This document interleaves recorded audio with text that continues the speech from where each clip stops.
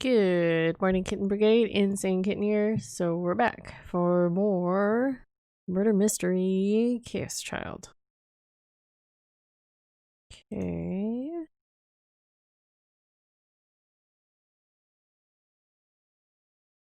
I wasn't prepared. I didn't have it running. Not that it takes very long though. Here we go.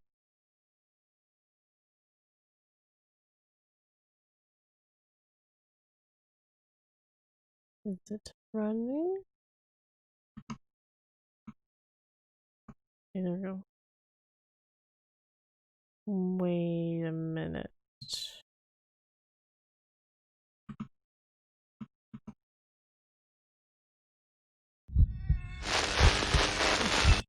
I was like, why isn't it full screen?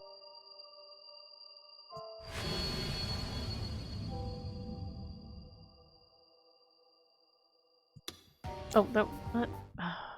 Oh, I clicked on new game. Yes.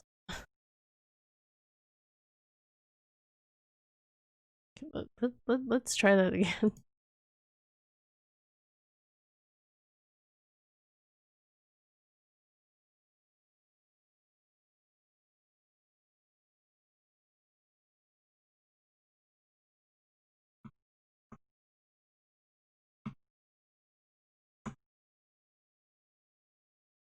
That's interesting. I have to actually Alt-Tab to get displayed correctly. Alright.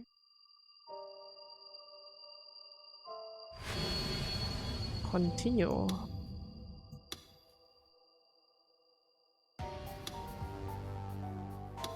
I think we just started chapter 7. なあ、宮代。部活行くんだろ? Wait. What happened?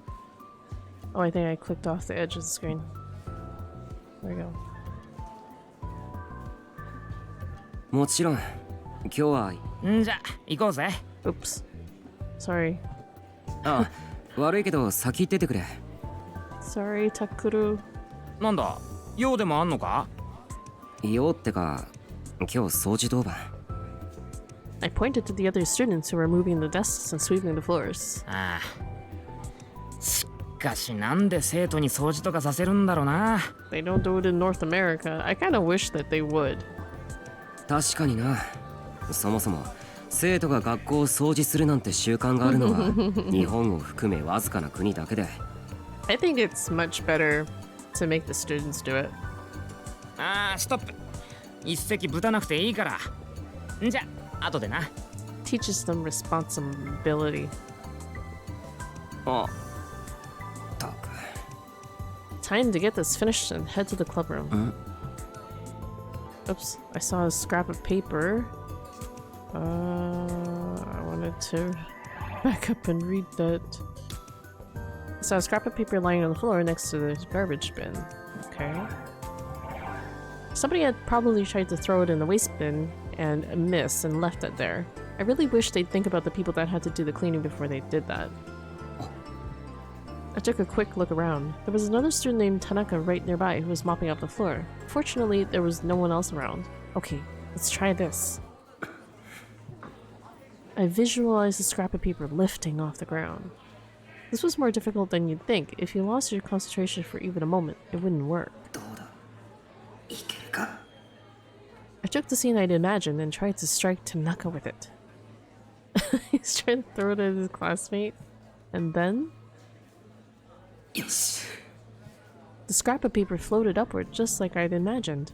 And then it floated into the garbage can. Nice. I did a little victory pose. あれ? Tanaka was looking around in surprise. She looked at me a little afraid. ねえ、宮代くん。あ、はい。今さ、なんか紙くずがね、勝手に。はあ。手も触れてないのにゴミ箱に入ったっていうか、ね。まさか何かの見間違いじゃないですか。You can actually control it now? うん、そうだよね。Huh. Still, she stared at the garbage can, unsatisfied. ゴミ捨ててきたいんですけど、いいですか？ごめんね。 I took the garbage can out into the hallway.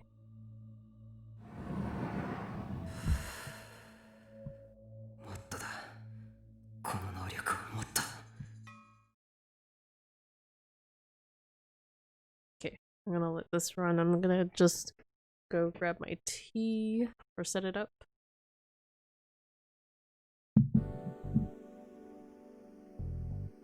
みんな揃ってるか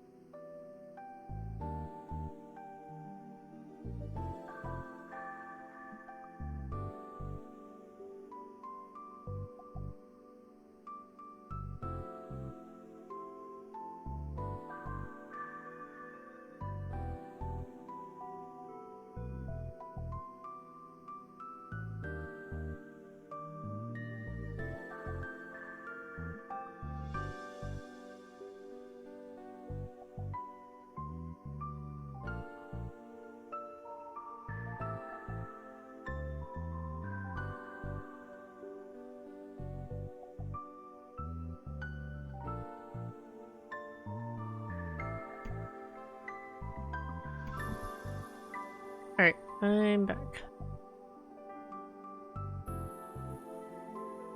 It had already been 3 days since Arimura and I had been attacked by this pyrokinetic. We'd been worried that she might attack us again, but until now, nothing had happened.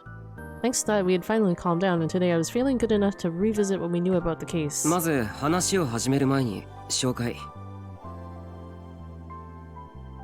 チャオス、いつもニコニコ笑顔が一番、有村ひなえです。これからよろしくね。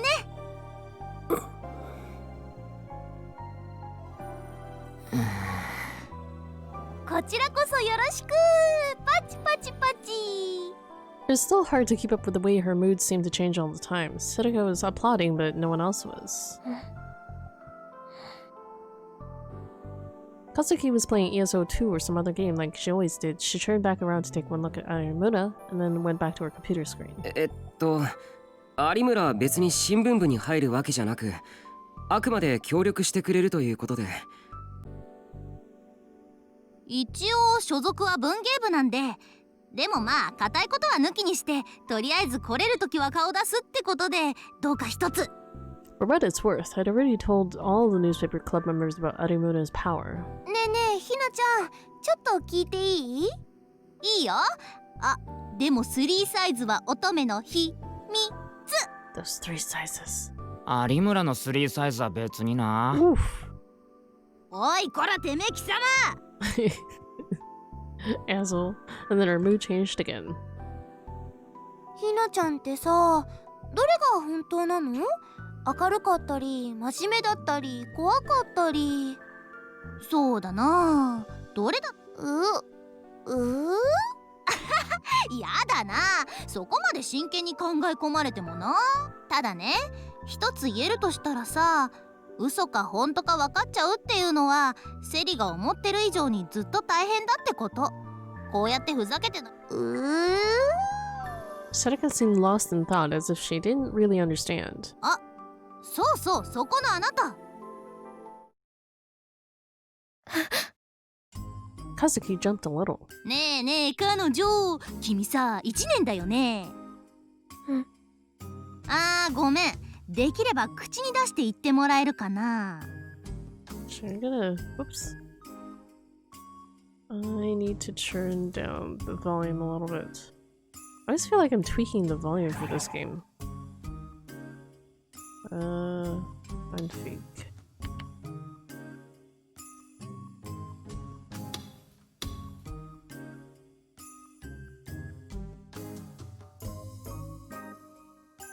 Looks like BG is okay.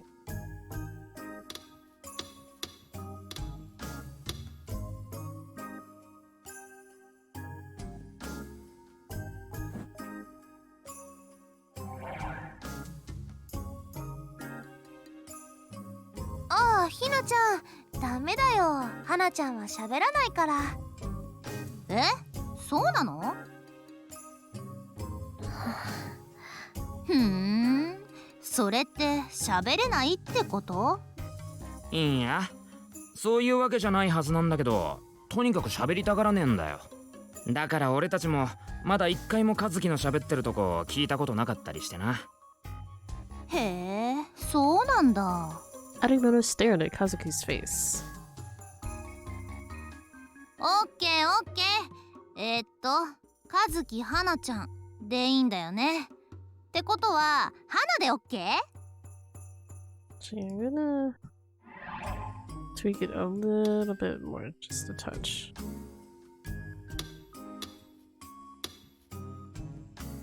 Seems to peak out really high. I know, it's hard to say unless someone tells me that it's okay.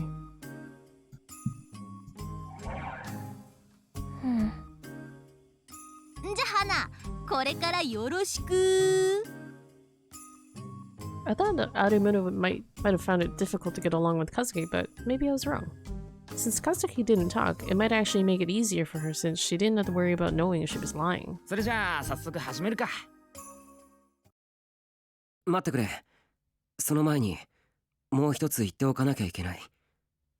実はクルスが。遅れちゃってごめんなさい。Kudus opened the door and came inside. Her injury had healed and Dad had told her that it was okay for her to move around, so she'd come back to school today. 副部長。もう話始まってる？あ、いや、俺たちは別に例の事件についての話とか。いいんだ伊藤。あ？クルスも一緒に事件の解明をしてくれることになった。え、そうなのか？ええ、みんなのお目付け役ってところね。Oops, Kudus glanced at me, but it was only for a moment and then she was back to normal. とにかくこれまでの事件について意見を聞かせてもらうわ。少しでもおかしなところがあれば遠慮なく指摘するからそのつもりで。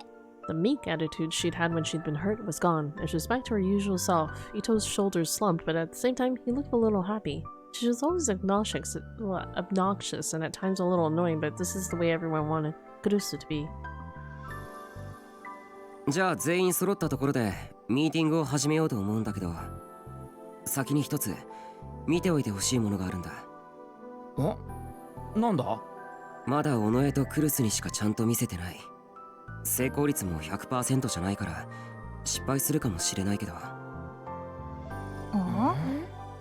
Ito, Kazuki, and Arimoto looked at me in confusion. I nodded and grabbed a pen, then put it on the table. I tried my best to focus, and then just like the scrap of paper earlier, I imagined the pen moving.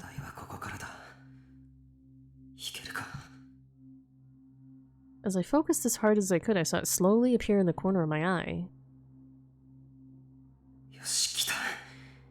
Now all that was left was to imagine my delusion infecting everyone else.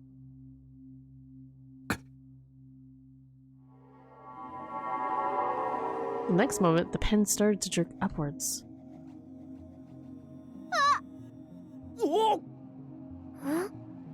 The three of them raised their voices in surprise as the pen slowly moved upwards. When I stopped imagining the floating pen, the D-sword disappeared from my field of vision, and the pen slammed back down on the table. Oops. 言った通りまだ完璧じゃないんだけど。いつの間にできるようになったんです？尾上に協力してもらっていろいろとやってみたんだ。Ito gasped in amazement. When the pyrokinetic attacked me, I was forced to accept that I really was a psychic. After that, I decided to master my power instead of running away from it, and I'd gone through a lot of trial and error to do so. At first, I tried to do it on my own, but that didn't go well. And then, I remembered what Kunosato had said. She'd said that a gigomaniac accomplished a real boot by transmitting his delusions into the dead spots of another person's brain to create what she'd call a shared reality. That meant if I didn't have someone to share my delusion with, it wouldn't work, right? So when I started practicing with Setaka, things began to go much better. でも先輩、言っておきますけど、そういうのいい気になって使ったりするとろくなことになりませんからね。有村さんの言う通りよ。そのくらい分かってるよ。これは僕やみんなの身を守るためにやってるんだ。ふーん、だったらいいんですけど。I was telling the truth. I'd managed to turn back the pyrokinetic's flames at the last second. That was the only reason we survived, but that was only a coincidence born out of desperation.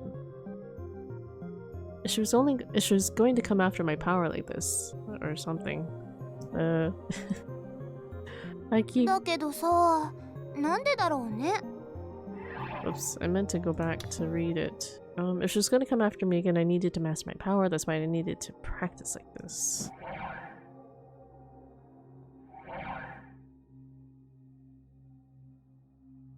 Suddenly, Seneca frowned.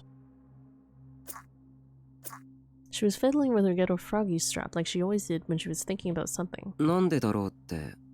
相変わらずいきなりね、セリカは。あなたの頭の中では話がつながってるのかもしれないけど。ごめん。そのね、ほら、ひなちゃんは相手の話が嘘か本当かわかるんでしょ？で、タクは物が動かせる。人によって使える力に違いがあるのはなんでかなって。I never thought about that before. She had a point. Why did different people have different powers? Kunosato hadn't said anything about that. つうかさ、そもそもその能力自体いつからお前らに備わってたんだろうな。生まれつきか？ That was another thing I'd been wondering about. 宮代、お前はどうなんだ？少なくとも僕自身はここ最近まで自分にそんな能力があることを自覚してなかった。だから正直わからない。そんじゃあ有村は？私は多分渋谷地震の後ですかね。あれ以降急に人の言葉の嘘がわかるようになったっていうか。 So in Arimuna's case, she'd suddenly become able to tell people were lying after the Shibuya earthquake. ってことは、あの地震に何か関係があるのか？ I'd have to look into that eventually. あと今のセリの疑問、どうして人によって能力が違うのかって話だけど、それについてはなんとなく思ってることがあって。何？多分願望なんじゃないかなと。願望？そうです。私地震の時にちょっぴりそう思うことがありまして、で気づいたらこんな感じになってたっていうか。そう思うこと？やだなあ。だから本当のことか知りたいって話。言わせないでよ、恥ずかしい。いや別に照れるとこじゃねえだろ。そもそも本当のことが知りたいなんて一体何があったんだよ。やだ先輩、やらしい。なんでそういうのは痛いけな乙女の秘密なんですよ。だから聞いちゃダメ。ね。When Arimuru was like this, I knew I wasn't going to get anything out of her. とにかく一旦これまでのことを整理してみようか。ニュージェネの狂気の再来事件、その被害者には明らかに共通するポイントがあったよな。っていうとあれだね。そう、前にも推測した通り全員何らかの能力者だということだ。最初の事件、こっちみんな被害者とその特徴は。 Oh, the first victim. Don't look at me. Was being famous for being able to predict the future. Yeah. This one. そう、多分予知能力があったってことだ。次は音漏れ炭。被害者とその特徴は。 Leaky noise. トランスっていうと歌を聴いた人の気持ちがうわーって気持ちよくなることかな。まあそんなようなものですかね。つまり相手の感情を歌で誘導できたってことだな。で、僕たちが目撃した回転デッド、被害者とその特徴は多分柿田って人はテレパシーを持っていたんだ。ええ、その通りです。私にはそう言ってました。そして学園祭で起きたごっつぁんです。被害者とその特徴はそう、渡部が有名になったスクープ写真は全てありえない角度や場所から撮られているものばかりだった。多分連写だったんだろう。やっぱり私が言った通りですよ。どの能力者も願望が入ってる気しませんか？願望か。こっちみんなの大谷はもともとニコニア動画で生放送していて、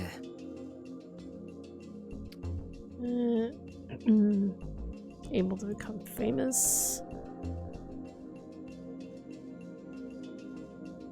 音漏れ炭の高柳は新庄さんの話だと確か。 At least these are kind of easy. We're deducing. 回転デッドの柿田さんは僕たちじゃわからないな。有村は何か知ってるか？そういう話はあんまりしませんでした。けど仕事でいつも裏切りとでも Oops. 能力を持ってからはその心配もなくなったって。Hey, you made it to a morning stream. God, it's a Weeaboo Wednesday.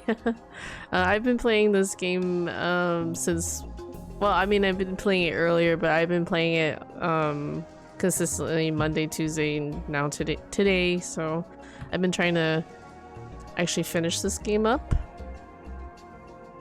So I'm just like trying to like do it in all my morning streams. Basically. I mean, normally I would like kind of mix it up a bit and throw some other game in the mix, but I'm こうし just てみると確かに just 有 trying 村の言う to 通り put かも some しれない。 good time into this game. Greetings, fellow humans. What perfectly normal human activities are we partaking in today? Playing Weeaboo games, I guess. I don't know. I don't think that's really that normal, but you know. つまり Maybe. 願望がその人の能力に影響してるっていうことね。 And how you doing, Philiokus? ってことは宮代のその能力も何かの願望が現れてるってことか？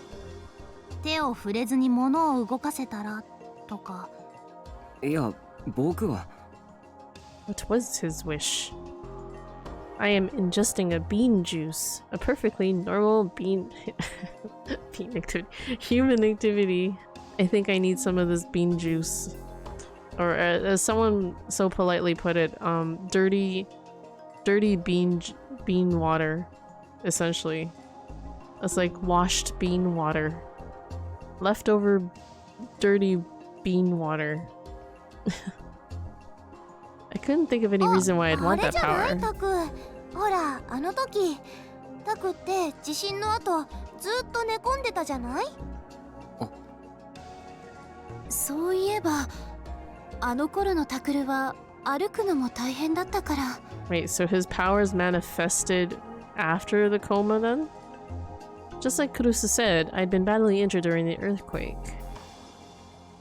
Even after I'd finally woken up from my coma, just walking was incredibly painful. It was bad enough that it would take tens of minutes just to grab something a few feet away. I hated that, and I'd wished 1,000 times that the thing I was trying to get would just come to me. それじゃああれが僕の能力に影響しているっていうことなのか。 I like to call it magical black water. Dirty bean water sounds like an exhilarating human activity. Well, I suppose it is. なるほどな。願望が能力に現れる説ってのはほぼ正解と考えて良さそうだな。It can be particularly exhilarating if you consume copious amounts of it. それじゃああの女、僕たちを襲ったあの女の能力も何らかの願望ってことになるのか。何かを燃やしたいと思ったって。そこまで思い詰めるほど燃やしたいものって。 Burn the world. お芋とか？ burn everything. Roast yams. Wow, you're so cute, Seneca. 冗談言ってる場合かよ。いえ先輩、セリは本気でそう思ってます。 Most likely. マジか。なんかおかしなこと言った？ Yeah, you did, Seneca. まあいい。あの女がどうしてパイロキネシスを持つようになったかは今は置いとこう。もう一つ、あの女について考えたいことがある。大事なことなんだ。I looked at the faces of everyone in the room. あいつがこれまでの猟奇殺人事件の犯人かどうかってことだ。Roast them yams. It's a popular treat in Japan to roast yams. I am definitely human too, so I will buy large quantities of beans and make them into tasty drinkables. Okay, you make them tasty drinkables. But that didn't mean that she was behind all the murders. Wait, did I forget to read that? I looked back at the board. Kazuki, I took the image that I'd asked Kazuki to print out for me. ニュージェネの狂気の再来の話題で埋もれてしまってるけど、ここ最近渋谷で連続放火事件が起きてる。Wow, blonde girl has some serious tsundere face. Her power is to read whether people are telling the truth, so she knows when somebody is making a statement whether it's true or not. So her but because she can distinguish when someone's telling the truth, she has found it easier to just flip-flop between being like really cheerful, like overly cheerful, to like super serious.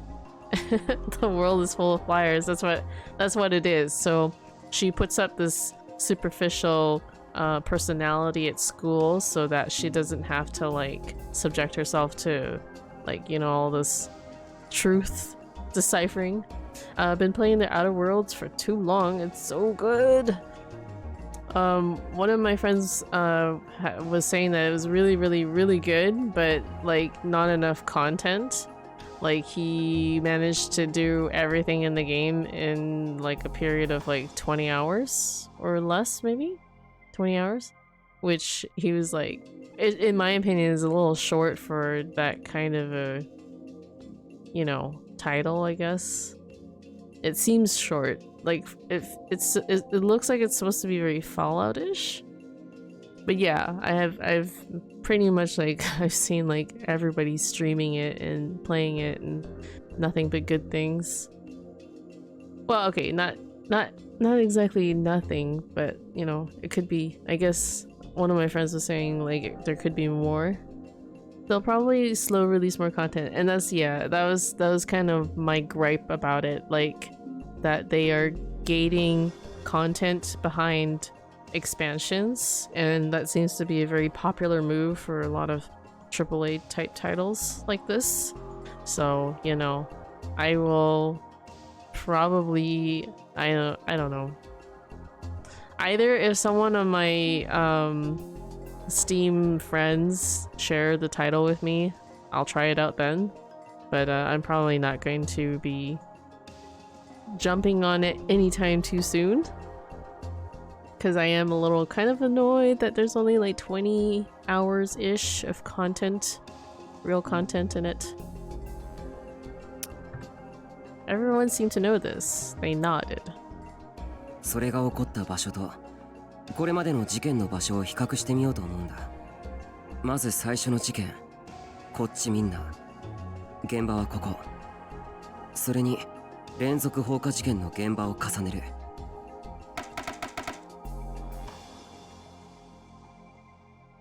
うわあ、すごいね。だろ。 There's a lot of 次は第2の fires. 事件、音漏れ炭。ここに連続放火事件の現場を重ねると。A lot of fires again. おいおい、マジか。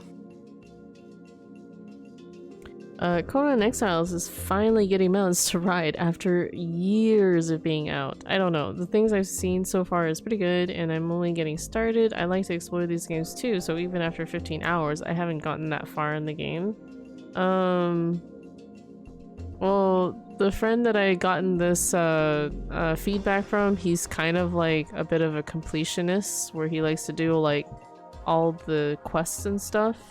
Although I'm not too sure as to like how much of an explorer type player he is. I don't know, maybe he just sped through the quests and then decided, oh wow, it's only like 20 hours. But to me, the fact that he's able to speed through the game like on his first like blind playthrough, first time playing it, 20 hours only for doing all the quests and stuff, it seems a little bit, you know, small for that kind of a game in that price range. そして第3の事件、回転デッドが発生したラブホテル。 Like, I know personally I probably would take much longer than the 20 hours he's saying that there is of it. Anyway, the game was free to play with Xbox Game Pass and only cost me $1. Actually, it didn't only cost you $1, it cost you whatever that Game Pass also cost you. So there's that cost as well to factor in. So technically not $1. But yeah. I'm assuming that the Xbox Game Pass is not free. Like that's a year. That the game cost me $1 for the first month. Yeah, so then you only get to play it for 1 month. You don't have free access to it. But I mean, that's a nice way of trying in the game. Or I suppose if you like really play the crap out of it in that month, you could probably like do everything in the game that's already out so far. So for $1. But yeah, I'm not super duper interested in like playing it right now. このラブホテルの周りでも不審火が異常に発生してる。 Yes, and that's a nice way to check out if I want to spend $60 on it. Yeah, this is true. Or you could just wait for a sale. months later. 確かに集中してるわね。 Like old game rentals. I mean, you can still rent games nowadays. Hello, Harrison. Sup? そうなんだ。そして第4の事件、ゴッツァンデスはみんなも知ってる通りこの学園で起こった。そしてそれに連続放火事件の現場を重ねてみると、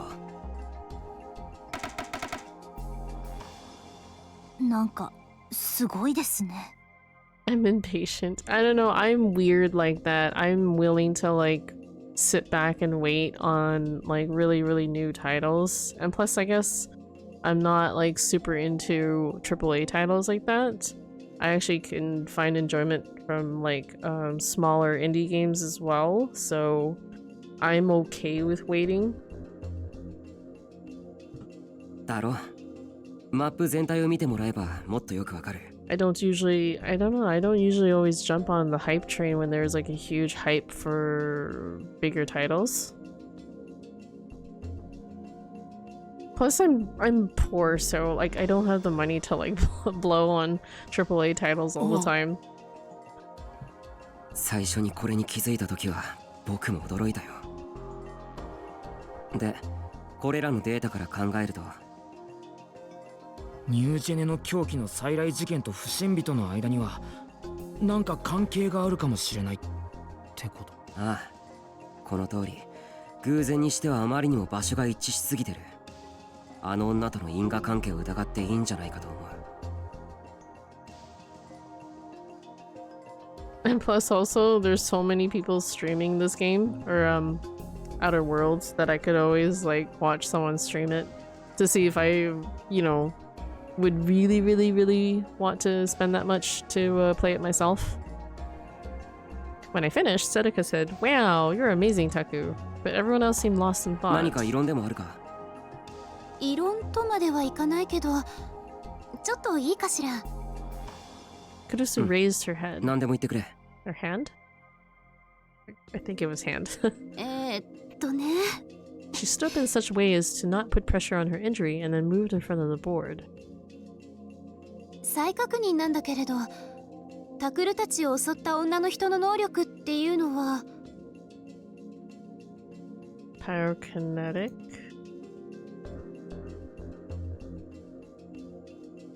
そう、炎を使う能力だったのよね。あ What kind of powers would you guys want if you were able to get psychic powers?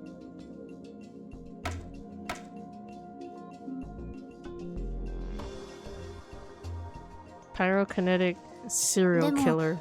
これまでの殺人事件では炎なんて一回も使われていないじゃない。最初がこっちみんなだっけ？次が音漏れた？そして回転デッド。この学園で起こったのはごっつぁんですね。殺人事件にこんな名前をつけるなんて不謹慎だわ。ほら見て、どれも炎なんて出てこないでしょ。Now I gotta go play more Outer Worlds. Only 25 days left until the trial expires. Ah, hurry, hurry, hurry, Philiokus. You might just be able to finish it on time. あれれ、確かにそうだね。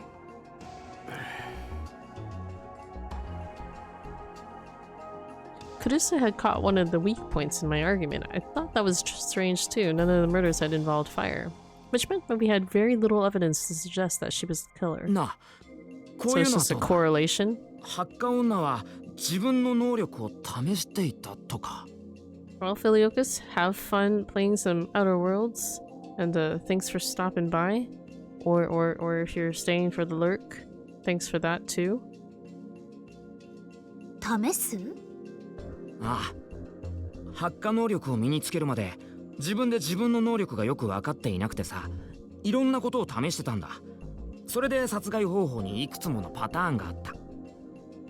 なるほど。しんちゃん頭いいね。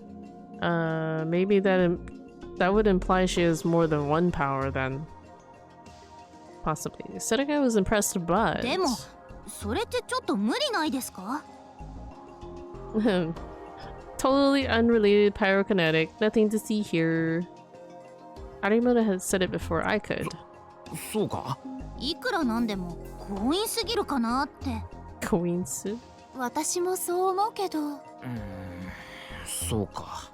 Everyone fell silent. We'd only just started, but there was too much we didn't know. あの女が犯人だとするなら、なぜ炎を使わないで殺人を行ったのか。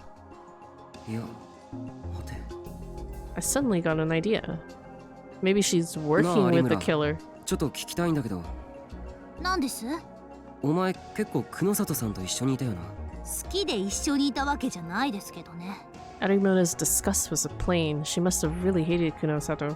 久里さんは能力について研究してるんだろう。何か言ってなかったか？ギガロマニアックスが持てる能力の数と。数ですか？ああ、今まで気づかなかったけど、能力者は一人で一つの能力しか持つことができないとか Dun, 決まってるんだろう dun, か。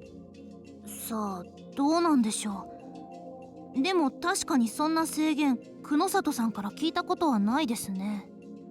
リアルブートの理屈から考えれば、妄想さえうまくコントロールできればどんな能力だって使えると思うんだよな。つまり一人で複数の能力を持つことも可能なんじゃないかってことなんだけど。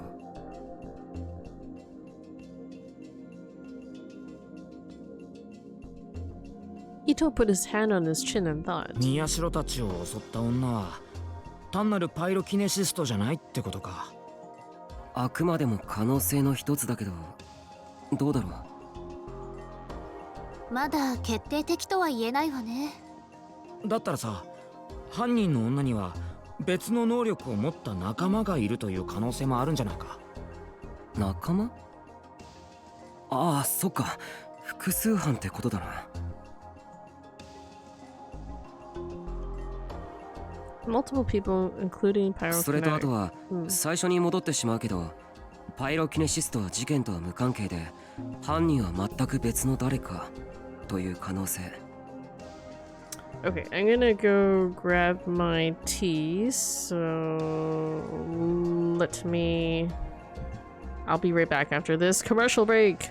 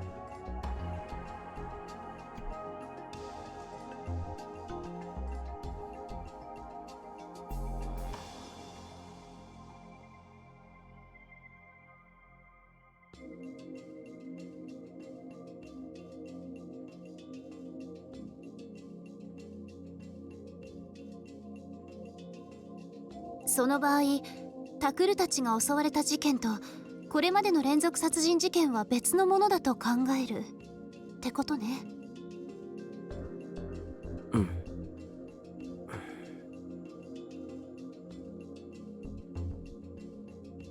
ん。ねえ、とりあえずこの件は保留にしない？多分結論は出ないわ。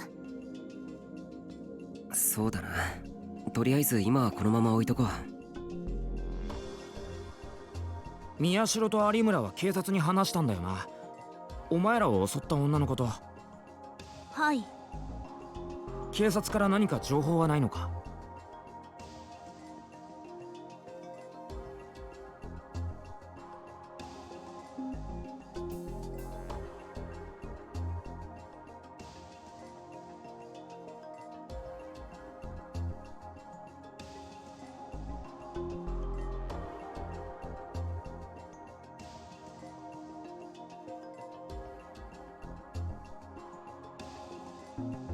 何か分かったら連絡をくれるはずなんだけど、特に何もない。女の特定に至ってないんだと思う。そっか。じゃあ女に関する推理は今のところここまでしかできないな。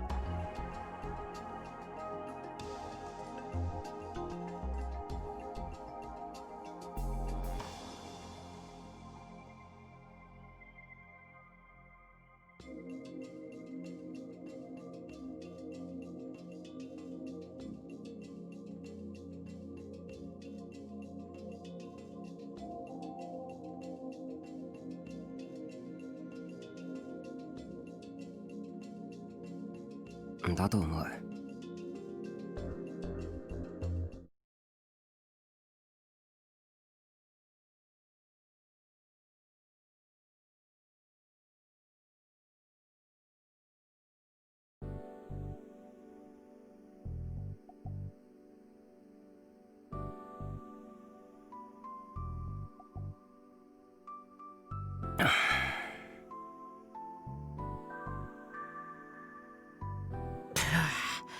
あともういくつか俺が気になってることを言ってもいいか？うん、頼む。まず一つ目な。被害者は全員能力者だよな。犯人はどうやってターゲットの能力者を見つけてるんだ？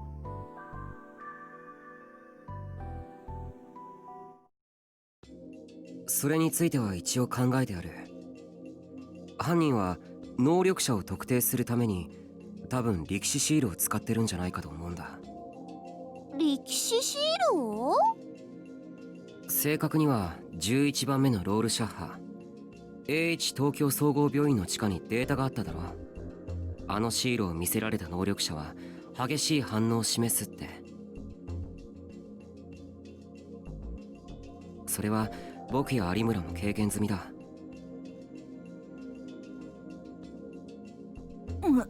思い出しただけでちょっと。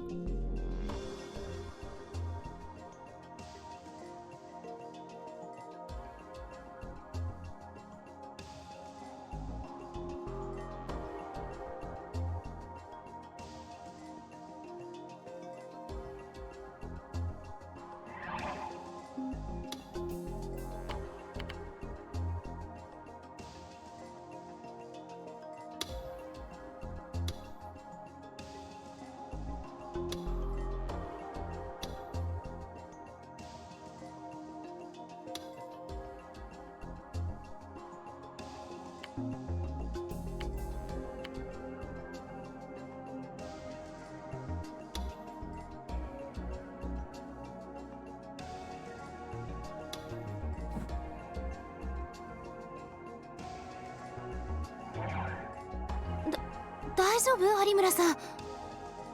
はい、すみません。続けてください、宮代先輩。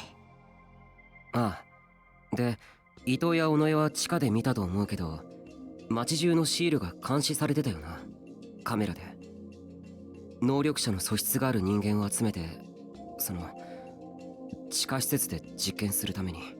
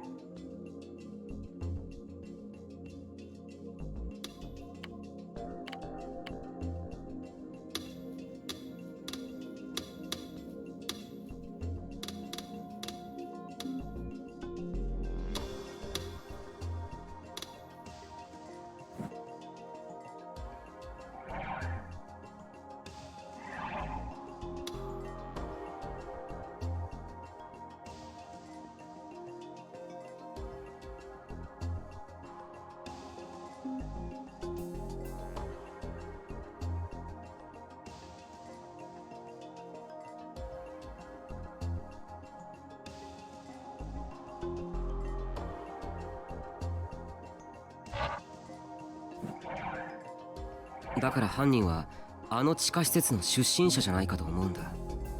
力士シールの秘密を知っていれば能力者の特定は容易だろ。シールを見て過剰反応を起こしてる人間を探し出せばいい。事実僕や有村も力士シールのせいでパニックに陥った時、あの女に狙われたわけだし。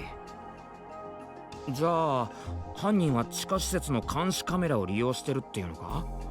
それは無理だろ。あそこへ入るにはカードキーとか必要だし。それにもう廃墟みたいだったよ。シールの監視とかされてなかったし、実験もやってなかったし。いや、あの施設にいなくてもシールの監視だけならできる。え？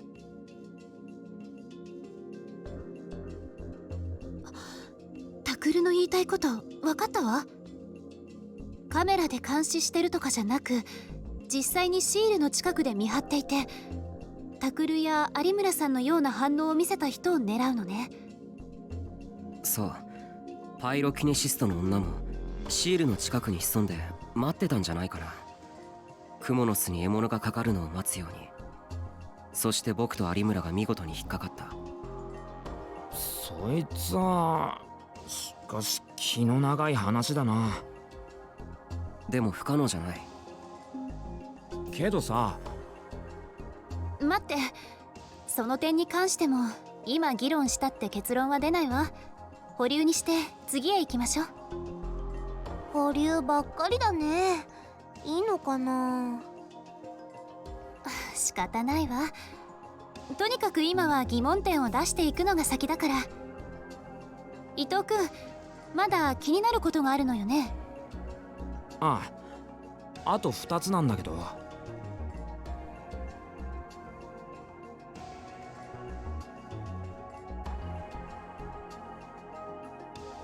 なぜ今回の事件はかつてのニュージェネ事件と同じ日付に起きているのか。そもそもその動機は何なのか。なんだかまるで騒ぎになること自体が目的みたいにも見えるわね。そうだな。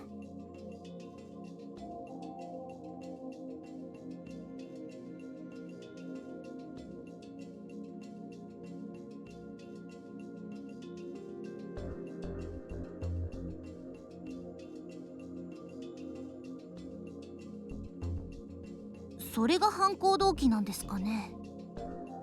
私知ってるよ。愉快犯って言うんだよね、そういうの。劇場型犯罪とも言うよな。もしこの先もニュージェネ事件と同じ日付に犯行が行われるなら、次はノータリン事件と同じ日、10月23日ってことになるけど。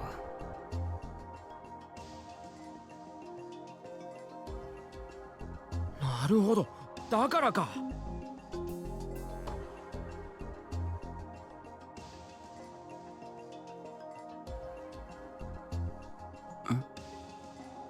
お前と有村さ、パイロキネシストに襲われたけど、結局女は宮代たちを殺さなかった。ああ。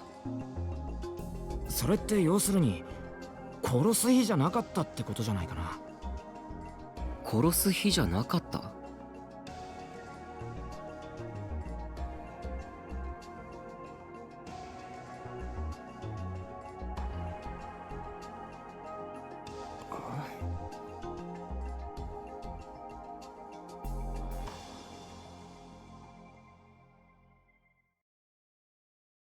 それじゃあ私はそろそろ生徒会の方へ行くけど、くれぐれも私のいないところで危険なことはしちゃダメよ。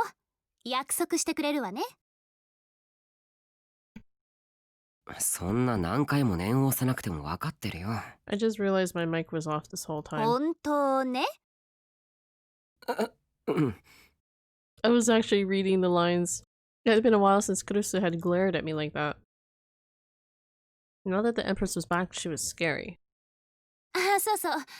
それからタクル、あなた。Kurusu got in close and whispered to me. 今夜から青葉寮に帰ってきなさい。え？ Is that why it was so 狙われている quiet? のかもしれないんでしょ。今の場所に一人でいては危険よ。Yeah, basically. ずっととは言わないわ。しばらくで構わない。 I 事 really 件 need が to 解決す check, るまで like, うちで暮らしなさい。 that my いや、 mic is actually でもさ、 on. Because I think sometimes when I hit the ダ button, メ。 it 問答無用。 either も registers し帰ってこなかった twice, らこっちから連れに行くからね。それじゃ。 so it just never actually even turns the mic back あ、 on. ちょっとBefore I could say anything, she ran off to the student council room. 生徒会長のくせに廊下を走っちゃダメだろ。ん？副部長なんだって？あ、いや別にこっちの話だよ。 She wanted me to go back to the dorm. What should I do? There was no real need to listen to her, but knowing Kurusu, she might really come barging into my RV.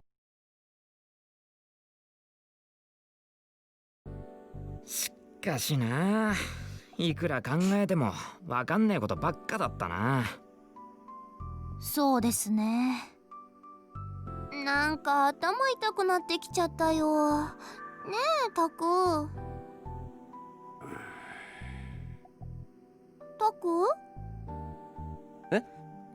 I assumed そう you だ were eating, so you muted your mic. I'm actually eating right now, but I'm eating between lines. We hadn't learned anything today. We had no proof, just a bunch of guesses. なあ、久野里さんに相談してみるってのはどうだ？久野里さんか。 I'll usually let you guys know if I'm 彼 gonna 女なら mute 俺 to たちの知らないこと purely いろいろ eat. 知ってるんじゃねえのかなって。ああ、 So if you guys そ don't れは hear me やめとい talking た方がいいっすよ。 and I didn't say anything, that means I've muted my mic by accident. Arima shot down his idea. あれ言ってませんでしたっけ？あの人ってば私たちのこと人間だと思ってませんから。伊藤先輩だってあの人にひどい態度取られてたじゃないすか。それともそういうの喜んじゃう系とか？だったら私もそうしてあげますけど。だから俺はそういう趣味やねえっての。宮代と同じこと言うな。Arimuna had gotten the same idea about Ito that I had. I laughed a little. And then, Arimuna turned to us with a smile and continued. 別に冗談じゃないんですけどね。私、人の言ってることが本当かどうかわかるんですよ。久野里さん、私たちによくひどいこと言いますけど、本気で私たちが死ねばいいと思ってますから。え？ She really hopes we die? That was a surprise. Does she really hate us that much? What did we do? Arimuna continued on in the same chipper tone a girl might use to discuss after-school plans with a friend. Hello, あの人 Meepo. の目には私たち害虫駆除のための実験台にしか見えてないみたいです。害虫と同じ扱いでいいんですか？伊藤先輩。 This Kunosato sounds really cold. How you doing, Meepo? Welcome to the stream. After the meeting in the newspaper club ended, I bought a mountain view at the vending machine in the cafeteria and sat down on a nearby bench. I'd been thinking so much that I was exhausted. I opened the plastic bottle and swallowed down the bubbling carbonation inside. Chillin'. Nice. Nice. Chillin's always great. またそれ飲んでるのかよ。お前ほんと好きだな。 Stay at Mountain View. I'm not a big fan of Mountain View, but Ito brought a can of black coffee and sat down on the bench with me. けどさっきはびっくりしたな。 He really chugged his coffee. うん。お前の能力だよ。ま、僕自身もまだ驚いてるけどな。とにかく感心したっていうか、普通にかっこよかったぜ。 So cool. やめろって。男に言われても一つも嬉しくない。 Kakoi. That's something that the hero says to the male lead in a romantic comedy. And then the hero falls in love. Maybe. いや、それもないな。 A series of faces flitted through my mind. Seruka with her dopey laugh, the ever-angry Kurusu, Kazuki playing ESO2, and Arimura with her acid tongue. But I couldn't imagine starting a romance with any of them. Dude can't take a compliment from another dude. せっかく褒めてやったのに。It's like, no homo. Ito threw the empty can into the garbage bin. あ、惜しい。全然惜しくない It だ。 must have been if he chugged it. The garbage can had a lid and only a small hole to throw the cans in. Of course there was no way he could get it inside. Oh, is he gonna use his powers? なあなあ、またやってみせてくれないか？ He gonna use his 何？ powers. だから、能力だよ。Dakara. Ito looked around the cafeteria as he spoke, making sure no one was too close. え？ Was this why he'd thrown the can? Oh, okay. We got a negative, positive choice here, guys. What do you guys want to see? Negative or positive? I'm gonna shut down that auto. Fumu. Okay. Negative it is. Wait, why didn't that work?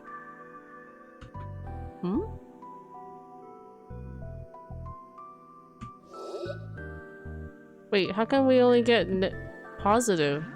We don't get the positive choice? Or negative choice? I actually only see the positive choice spinning, but there's no negative. There's no negative, guys! What happened? Why is there even some semblance of choice if you're just gonna take away my other choice? Hell. I wonder if it has something to do with the way I chose the negative and positive in the story. So now I only have this choice left to me? Yeah, see, I don't have any other choice. I'm hitting C. There's no negative. Okay. Okay, well, whatever. I guess we're seeing the positive then. Been so long, can't remember. Yeah, I don't know. I didn't want to spoil this game, so I didn't look it up, like how the positive and negatives work. But I suspect they might maybe possibly trigger like different endings. But I guess we'll see. There were a few groups of people who were probably chattering about nothing important and a few boys and girls intently reading their books. Nobody was paying attention to us. I didn't think anyone would see me and make a fuss, but... お前ってどのくらいのものが動かせるんだ？重さとか大きさとか数とか。その辺はまだテストしてないな。じゃあ狙いは正確なのか？ターゲット以外のものが動いちゃったりしないのか？それもまだ。That was a good point. It would be best to check that stuff. What should I do? First time going in blind always fun. Yeah. 遊びでやるんじゃないぞ。能力を磨くためだからな。お、そうこなくちゃ。So intense. あと、横から余計なこと言うなよ。意識を集中させないとちゃんとできないんだ。I stared at the can that Ito had just thrown. I imagined it flying into the little hole in the garbage can.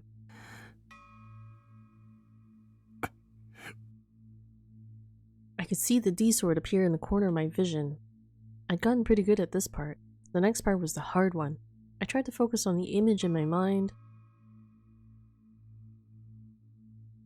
宮代、ストップ。あ、 I was interrupted by a quiet yell from Ito. なんだ？ Surprised, I turned towards Ito and then my mouth flew open with shock. I hadn't seen them because the vending machine was blocking my view, but two girls were walking up to the bench. I saw them and panicked and tried to shut down my power. But that was the worst thing I could have done. Oh! Wait. Now we get the positive, negative reaction. Oh, wait. Yeah, I can't even,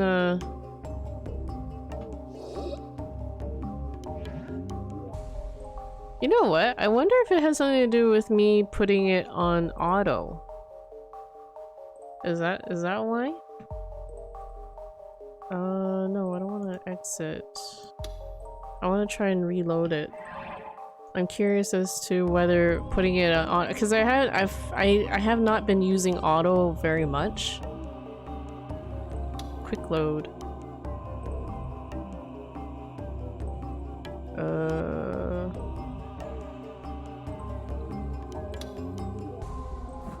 No. Is it this one? 1042. It looks like it would be this one. 1042. Don't think that would do shit. No. Oh, damn it. Well, it's weird because this is the first time I've ever seen the positive negative delusion and it only giving me the positive option. I have an option to take off, like I can skip the positive, but it won't let me choose negative. Oh, whatever. Whatever. Ew, it's Quittans. Not as me senpai. Might be normal here then. I've never seen that option though where it would give me like just only positive. She didn't see it coming. There was a chance she might slip on it. If she hurt herself, it would be my fault. What should I do? Should I use my power again to stop it? We're going into the positive. The second I told it to stop, it changed its course as if a giant hand had come down and smashed it from above. It fell to the ground with a huge clatter. The two girls leapt up at the sudden noise and then turned toward us. When they did, one of their skirts flew up. What the hell? Ooh. As the girl spun, she quickly put her hands on her skirt. And then our eyes met. Yada. Lime, kitten is focused. Meowdy. Meowdy. Online again. How you doing? Kimoy. Nani jiro miten no? Are you reading a hentai haven novel? Sure, why not, Lime? Like, look at all this skirt flipping action. Skirt flipping action. But the two of them glared at me warily, then ran up the stairs. Why would they think that okay, I guess they thought he was a pervert for staring in their direction just as her skirt popped up. What was that about? Sucks your audio only? Why? Kimoy? Even if it was my fault, I'd save them from danger. And from where I was sitting, I couldn't see anything anyway. Wait. But he was the one that almost caused the accident when he threw the can and that would have like flown at the girl. So he's just basically saving from his own mistake. Just saying. But online, no love. No love for online? Why? Blue. That smile of his. I guess he could though. Yeah, それよりもだ. QQ for online. Ito got to see what was under her skirt, and I didn't. Oh, I guess his view was obscured. And when they turned toward us, he'd look away with speed that rivaled being a psychic power in its own way and pretended he'd seen nothing. So wait, he got the blame for looking their way and he couldn't even see it? That sucks. So I was the only one who got branded a pervert. Maybe you better work on your peeping skills like Ito. Yeah, すげえ能力だな、今の。I was pissed, but for some reason Ito was looking at me with newfound respect. 何? こんなにうまくスカートの中を覗けるなんて最高だ。尊敬するぜ。そんなの狙ってない。え？違うの？違う。なんだ、つまんね。お前も帰れ。いや、よく聞けよ。Ito suddenly took on the air of a scientist and leaned closer towards me. 近い気色悪い。いいから He should have 聞け went って with it. なんだよ。 No, but the thing was he couldn't お前は see the skirt 俺たち though 男子生徒 from の his 神に view. なったんだ。 The god of male students. I just wanted to say hi, lol. Hi, Mr. Baum. How are you? Thanks for stopping by to say hi. は？ We'll go back to Otto. What the hell was he talking about? Look, Mom, it's しん hands-free. ちゃん見つけ。 As I furrowed my brow, Sedeka came down the stairs towards us. こんなとこにいたんだね。私もなんか飲もう。マウンテンビューにしろよ。 He's bossing her う around. ん。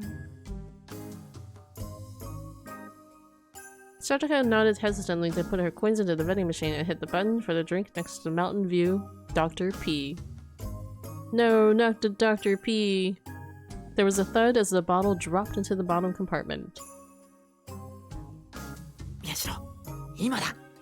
Who's gonna make him do it on her? I wonder how my Maple Story wife is doing. Oh no, you have a wife? She's probably dead by now. Gotta go now. I'm making a very poisonous drug. Have 3 super elite pharmacists breathing behind me. Those heavy breathing noises. Well, good luck, Mr. Baum, and thanks for stopping by to say hi. あ？あのペットボトルを床に落として転がせ。なんだよいきなり。いいからやってみせろって。これも能力の訓練だから。ああ。 I didn't really know what was going on, but I tried to visualize the bottle Sedeka was reaching for falling to the floor. The D-sword was still there in the corner of my eye, and it was easy to send the image into both of their brains. No one breathes heavier than Ketan's watching Boku no Pico. I still haven't watched that. I forget, but I still haven't watched that. It's on my like to check out list. You know, lol.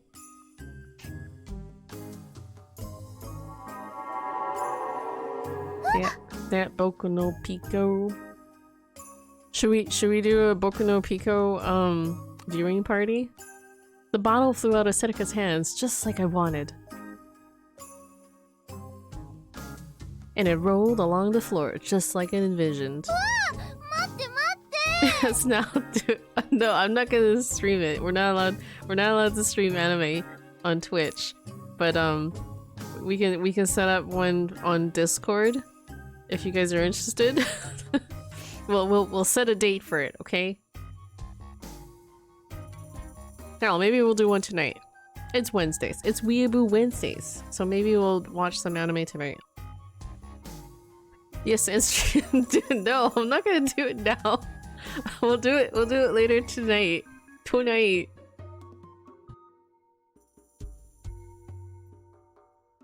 Of course, she was leaning forward. Oh, do we get a negative positive here? Oh, that's weird. 予想通り。 Yeah, so we only get the positive ones. Wow, pure white lace. Wait. Why did Nightbot say hello to you? Why did he say hello to you? You didn't even say hi to him. That's so weird. You're so angry about like ending the stream, and then all of a sudden Nightbot's just like, hello. Like, what the fuck, Nightbot? Nightbot. He didn't even say hey. That was weird. Nightbot, you weird. And stupid. Why so stupid, Nightbot? See, and Meepo says hi to him, and he doesn't even say hi to Meepo. I'm sorry, Meepo. I'm so sorry that Nightbot is so stupid. Nightbot wants to join Hentai Discord call too. Nightbot can have friends too. But he doesn't go about in the right way though. See, people actually say hi to him and he doesn't say hi back. It's really weird. Oh, wait. That was delayed. That was really hella delayed. You said hi. What the hell? Okay, he responded within a minute. So I guess it takes a while for him to like register it? But I'm trying to see where Lime actually said hi or hey and he didn't do it. I don't know why he said hi to Lime. That's really weird. I'm astounded by this behavior in Nightbot. He's just a stupid bot, after all. From where Ito was looking, he could see her perfectly. Wait.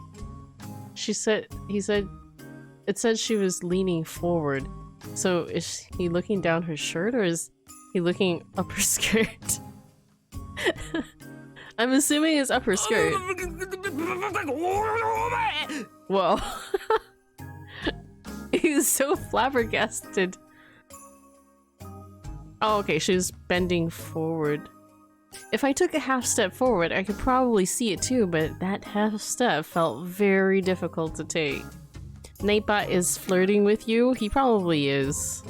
He wants you. I finally knew what Ito was after, but I couldn't stop the bottle from rolling quickly. Sataka was running after it, with her hands stretched out and her back towards us. I stood up from the bench and moved between Ito and Sataka. God.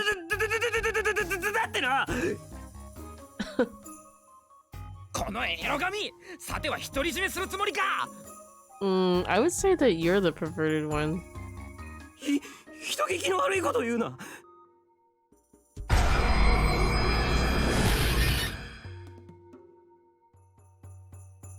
Trying to hide Sataka from his gaze, I imagined something else. This time, it was the bottle coming to a dead stop in Sataka's hands.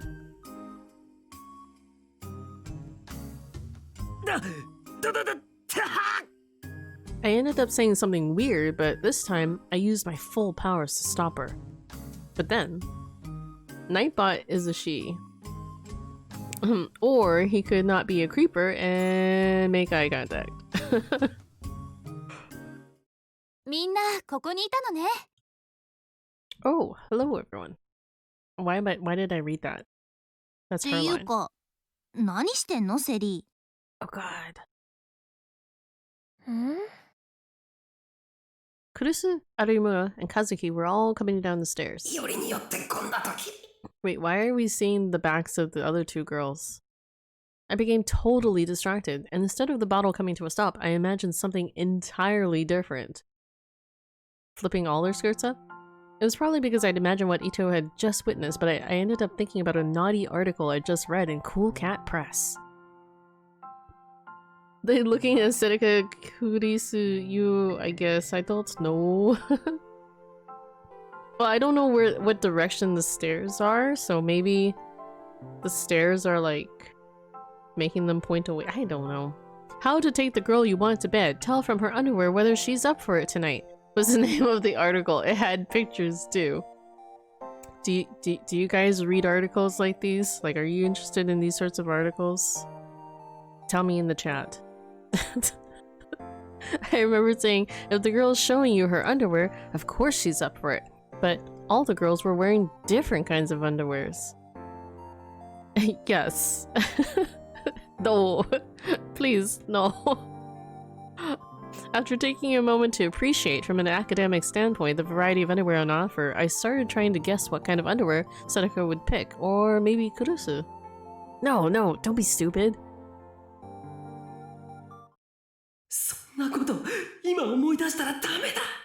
I bet Lime writes articles like that. Online, go watch your lolly porn. Lime. But the more I tried to stop it, the stronger the strange vision became. And suddenly, I heard the sound of my destruction.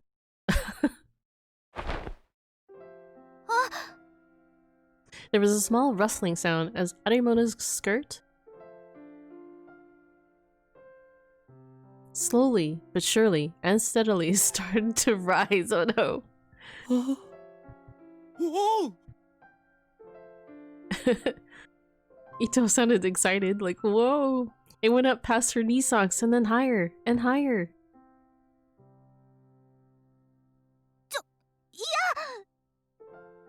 Arimono stood there for a moment in shock and then realized what was going on and grabbed her skirt from above. Eh? Huh? Kurusu and Kazuki were looking at her with wide open eyes.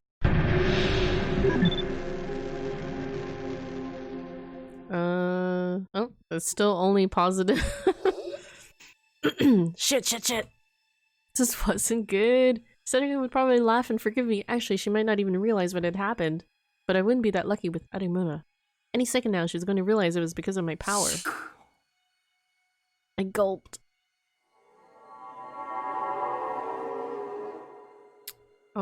I want my future wife to be a lowly like Tsunade. Well, I am a Tsunade. Maybe one of them is Nopan. Maybe. The Empress, now fully recovered, was standing next to her. If she figured out what I'd done, who knew what would happen? You know, Nopan is very, very, 何今の風 bold choice with a skirt, you know. Yeah, it was the wind. It was the wind's fault, not mine. So I didn't do anything. It's not my fault. Ha ha ha ha.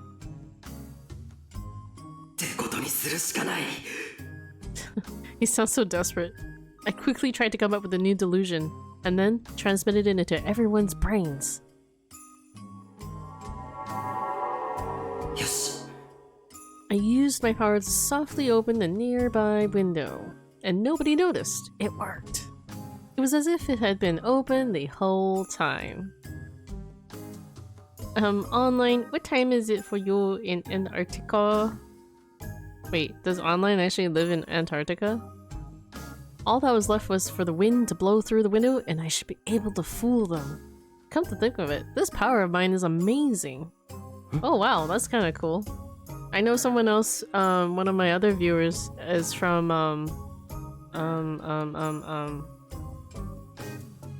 God,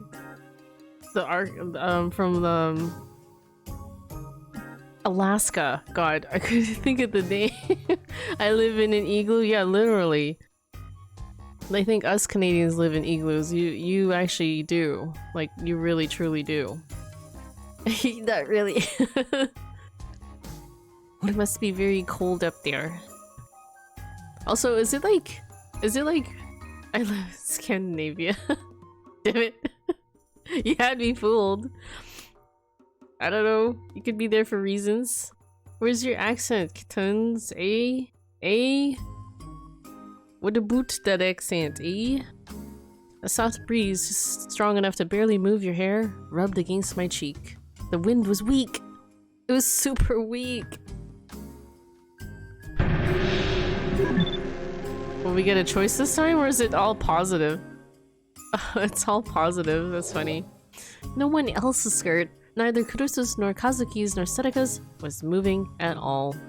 Arimona alone had turned beet red, grabbed the hem of her skirt, and started looking frantically around. The gap between her behavior and how she normally acted was cute enough that I couldn't help but stare. Wait, no! There was no physical reason for Arimona's uniform to be the only one to rise up like that. This wasn't going to fool them at all. Could my power maybe cause air to convect?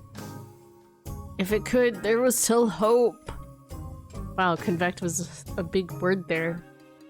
I could just create the wind. There goes the trigger. Kittens is Canadian, eh? Yes, I am. On that west coast. I came up with a new delusion and hit everyone around me with it. Imagine a strong wind blowing. Imagine the air moving violently, creating a gust of wind.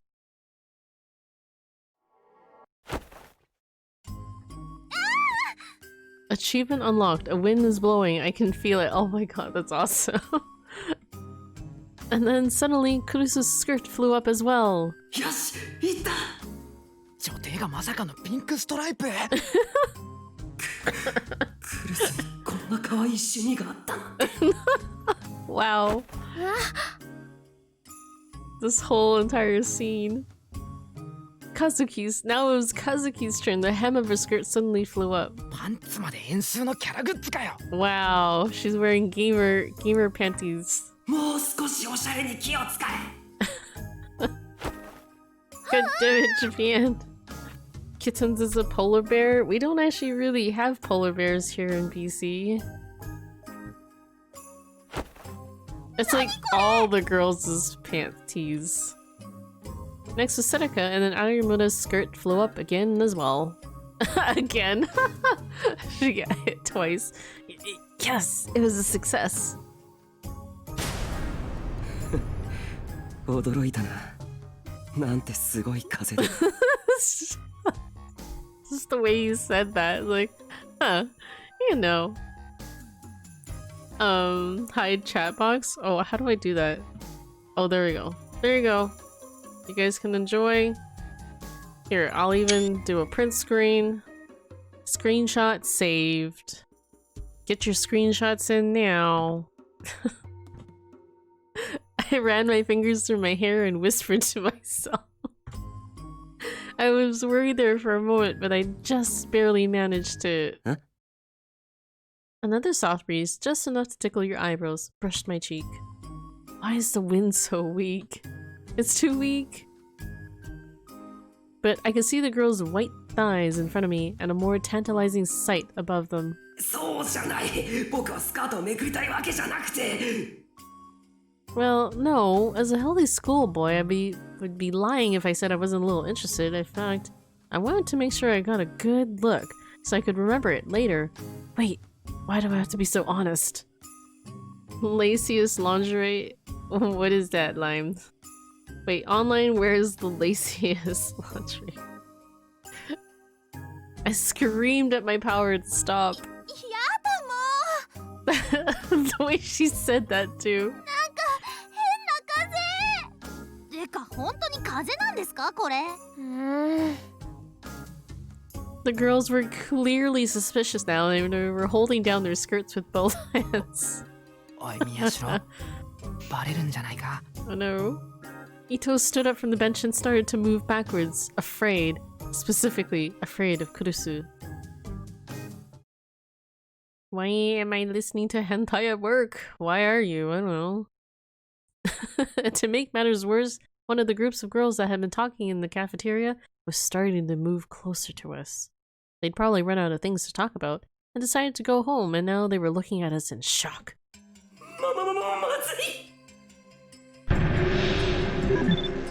Can we get negative here? Oh no. We only still get positive. This was way too suspicious. They might think that the girls were lifting up their skirts to show us. If that happened, the whole school might think the newspaper club were a bunch of perverts. How long is this gonna go on for? I don't know. Yeah, nope, we don't kink shame here on this channel here. So whatever floats your boat. Should I do it again? Why? Oh my god, that doesn't stop. When do you even stop? As I hesitated, I could hear the group of girls start to whisper. 何今の。なんかおかしくね。つーかさ、あれ生徒会長？やだ。どうしたんだろうね。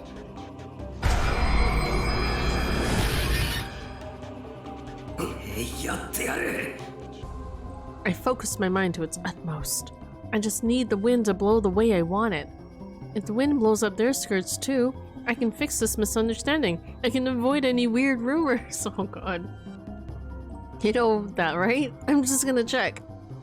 Don't just lift off the skirts because I want to see their panties. Wind blows, skirts fly up. Don't get the order mixed up. That sigh. He's got a reason for it, okay? With an explosion of mental force, I sent the vision from my brain to the others. That did it! Finally! A gust of wind blew through the open window. The girl's hair started to fly up. But the wind still wasn't strong enough. It wasn't enough to blow up their skirts. He's so determined. I'll add my power to the strength of the wind. Oh my god, this got all like very Dragon Ball. Now those girls' skirts flew up, just like Kurusu and the others had.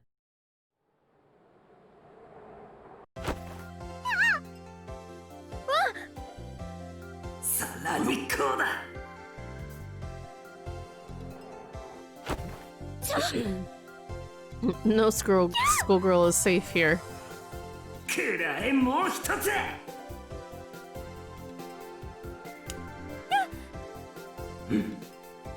For some reason, the sound was different with the last girl. 今の風何だよ、窓開けっぱなしじゃん。つーかなんかあいつに見られたし。The girls quickly pressed down on their skirts. 最悪。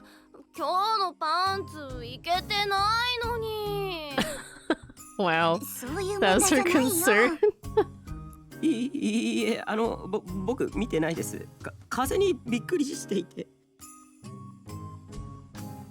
As I whispered excuses, I saw the girl in the back fidgeting. Wasn't that the girl who made a slightly different sound? ん？どうした？なんか急にね。 What? He even managed to unhook one of their bras. Nani yo? The hook on her bra?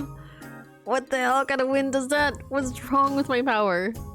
No, I mean, I did kind of think she had big boobs, but just a little. Nani? See?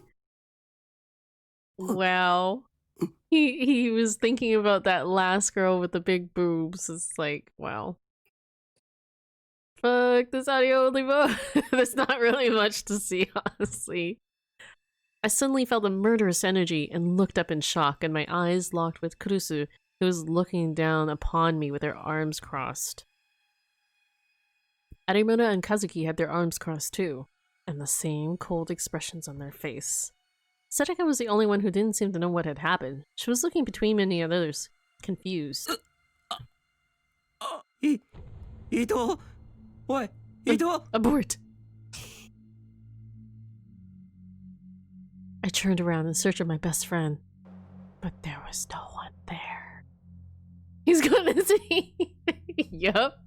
Cause he's a professional peeping Tom. Like, come on.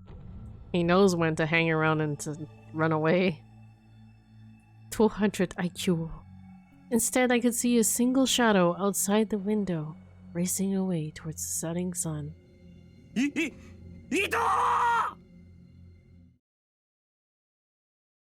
30 minutes later. どうもすみませんでした。 Ito was kneeling on the floor, surrounded by the girls. After 30 minutes of a newspaper club inquisition, sorry, it was decided that Ito was at fault.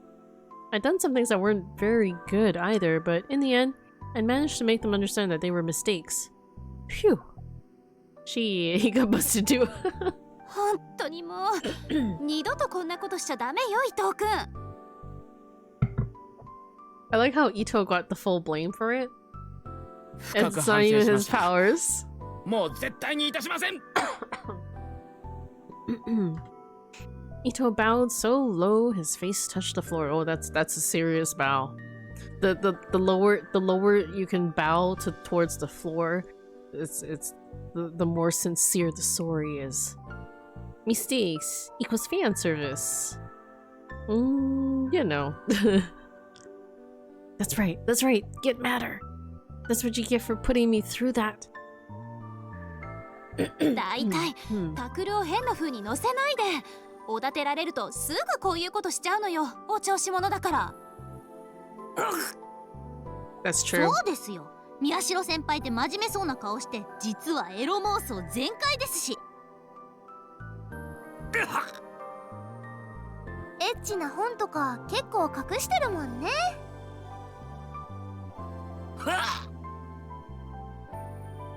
タクル、それ本当？そういうの感心しないって言わなかった？違う、おのえの誤解だ。僕はそんな本ってなんでいつの間にか僕が責められてるんだよ。お前もそんな目で見るな。とにかくいい2人とも。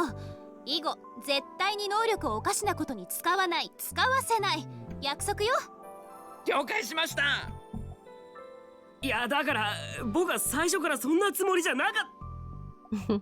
Mommy Kurusu, it's not true, I promise. 約束よ。はい。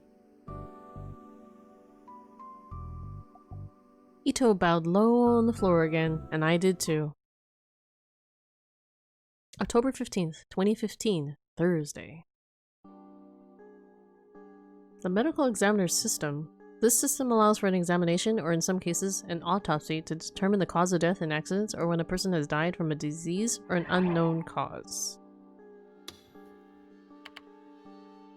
A legal system that allows for a coroner as well as a doctor who has been given permission by the area's governor to dissect the body that died under suspicious circumstances and determine the cause of death. The system is only in use in Yokohama, Nagoya, Osaka, and Kobe, as well as the 23 wards of Tokyo. Many people believe that Japan lags behind the rest of the world in this area, and every year there are calls for the system's expansion, but as of now, there are no signs that it will actually take place. Oh. I actually did not know that this medical examiner system that you kind of take for granted here in North America, it's like we do this everywhere, that it's only in use in certain parts of Japan. Is that true? Does anyone know if this is true? It seems like it would be true. And they did not actually label this as fictional, or I mean, yeah, fictional. Because sometimes they'll label some of the tips as fictional, and this one actually seems like a real thing. That's interesting. Wheel. That's a scene change. No more lighthearted, lewdness. The work of a medical examiner is done as follows. In the event of an unusual death, first, the forensic officer conducts an examination, followed by a post-mortem from the medical examiner. If the cause of death can be determined, the body is then turned over to the family. If post-mortem examination fails to determine the cause of death, only then does the examiner conduct an autopsy. And if it is judged that a crime was involved, a further more expansive judicial autopsy is conducted, but such an autopsy had already been performed on Tomoaki Watabe. Oh, I see, so they expedited that. It was extremely unusual for a second autopsy like this one to be performed. どうだ? No more fan service, back to the killings. Shinjo averted his eyes. He'd been to many judicial autopsies, but it was something he'd never gotten used to. He probably never would, he thought. As for the person standing next to the coroner, she was staring at the open skull without the slightest trace of disgust. やはり肥大化の傾向が見られるな。肥大化というと脳が？この状況で他に何がある？解凍された頭を見て内臓の肥大がわかるとでも言うのか？ Shinjo's shoulders slumped a little. When he'd first met her, he'd been unsure of how to handle her, but now he actually felt kind of worried for her. Didn't that get tiring after a while?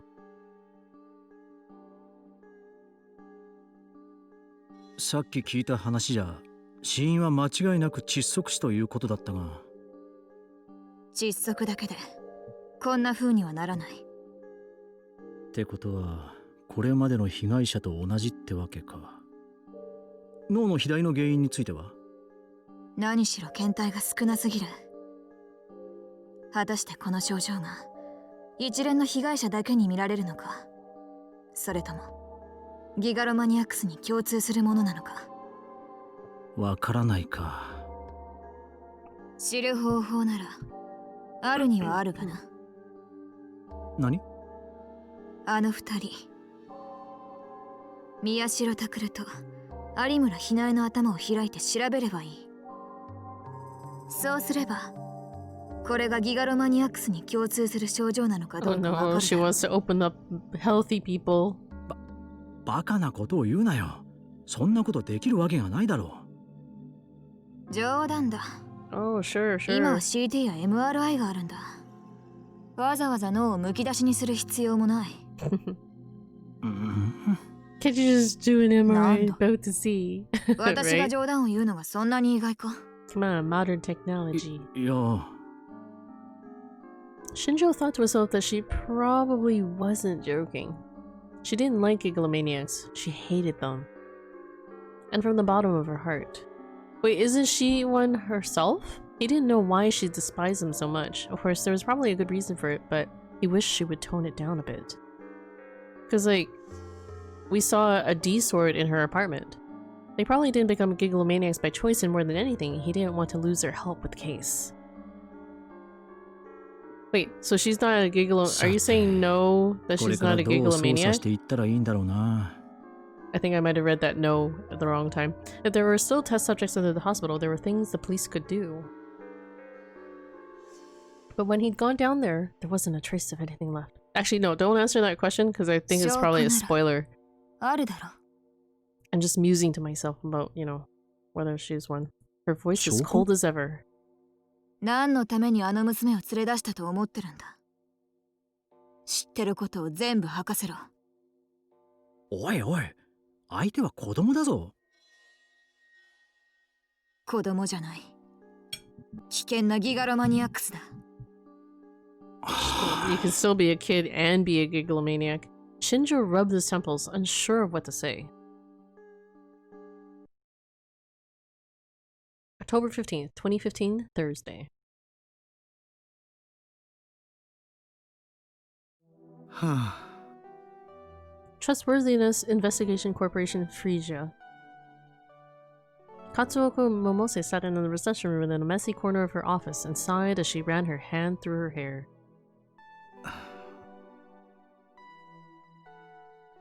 返してください。うん。私を返してください。 I like her side twin tail. No matter how many questions she asked or how she tried to get her to talk, that was the only answer she would get. Sometimes she tried asking if there was anything she wanted, or if she felt like eating anything. But the answer was always the same. お願いです。返してください。 She hadn't made even the tiniest bit of progress since the girl had arrived. Even the endlessly patient Momose would want to sigh after all that. She still didn't know where this Uki Yamazoi girl was from, or how she ended up in the hospital. But from what she'd seen, there was a chance she'd endured significant abuse. And then, she was suddenly rescued from it, and taken to a completely different environment, so she must have been very confused. She knew from experience that victims like that needed to be treated very carefully. 私が早く帰らないと皆さんが困ってしまうんです。 She kept repeating the same lines like a broken audio player.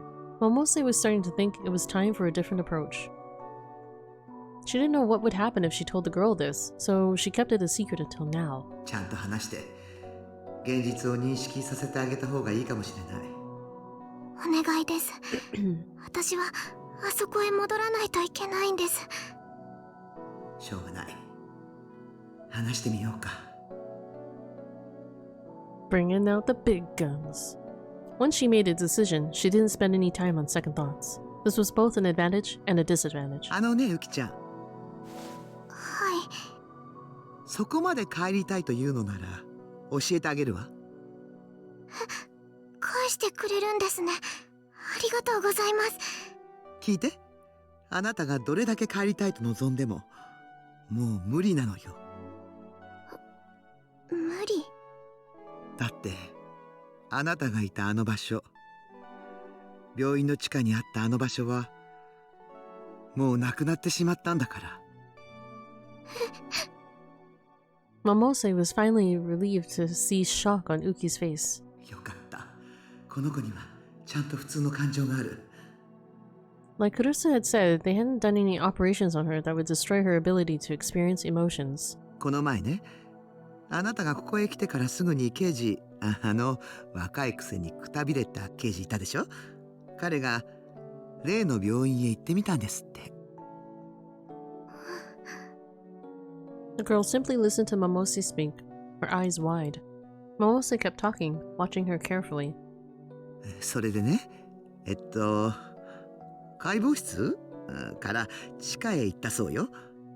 あなたのいた場所へね。でもね、そこには何もなかったって。あなたがいた部屋の中も空っぽだったそうよ。そんな、じゃあ皆さんは、あそこにいた皆さんは。いなかったそうよ、誰も。誰も。Daremo. Uki seemed to be trying her best to understand what Momose just said. And then? 嘘です。そんな嘘ついて何になるの。本当のことよ。だって、それじゃあ私はどうすれば。私はどうすれば。 Tears started to silently fall from Uki's eyes. Poor Uki.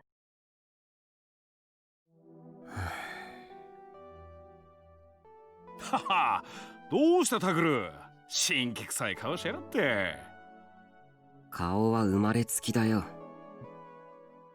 はっ、なんでもう少し面白いこと言ったらどうなんだ。Dad was as jovial as ever. Without his lab coat, no one would ever believe he was a doctor. どうだ、やっぱ自分の家が一番落ち着くだろう。別にそうでも。ま、一人暮らしを始めたばっかじゃまだそうは思えないか。でもな、いずれわかる時が来るもんだ。我が家が一番ってな。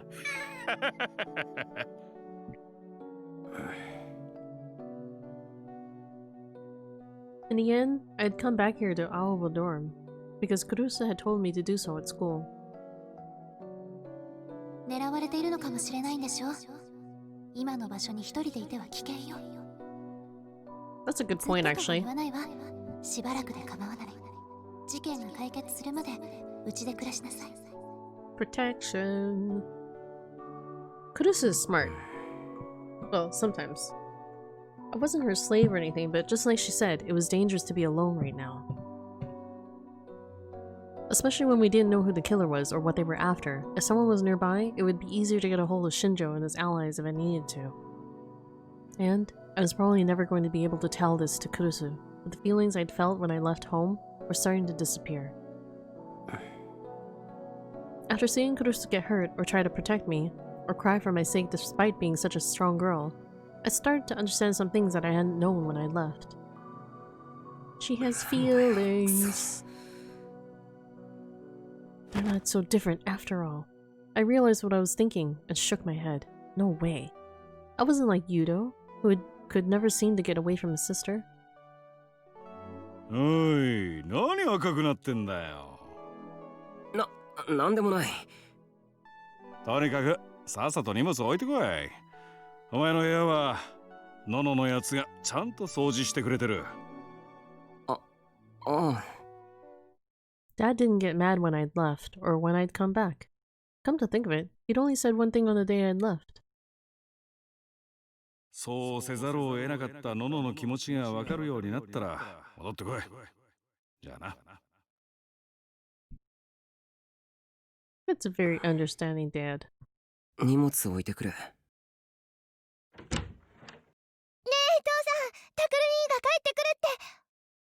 Oh, someone can clean the bathrooms now. As I went toward my room, Yui appeared. I could see Yudo behind her. おう、タクルならもう帰ってきてんぞ。Yui's face almost broke into a broad smile when she saw me, but quickly forced herself to assume a strict expression. 何やってんの？え？お風呂とキッチンと廊下の掃除、タクル兄が当番の時、 Yep, there you 私と go. 優が代わりにやってたんだから。 That bath cleaning. 悪い。 Someone's gotta pick up the slack. I apologize without これから thinking. しばらく私たちの当番、タクル兄が代わってよね。いい？おう。タクル兄ちゃん、別にいいよ。僕気にしてないから。ダメ、こういうことはきちんとしなきゃいけないんだから。親しき仲にもって言うでしょ。でもそんなこと言ったらタクル兄ちゃんまたどこか行っちゃうよ。せっかく帰ってきたのに。ダメなものはダメなの。なあタクル、ユイのやつノノに似てきたと思うか？うん、特に怒ってる顔が。なんか言った？いえ、なんでもないです。ごめんなさい。 Yui put her hands on her hips and puffed up her flat chest to glare at me. She did look just like Kurusu when she did that. もう父さんが甘やかすからタクル兄は勝手なことばっかり。おっと、今度はこっちに飛び火か。で、タクル兄、もうどこにも行ったりしないんでしょうね。いや、その。タクル兄がいなくなってどれだけのの姉が悲しんでたか分かってる？ユウだってすっごく寂しがってたんだから。そっか。私も。私は別に何でもなかったけど。With such a tsundere. And suddenly the expression on her face changed. 何でもなかったけど。おい。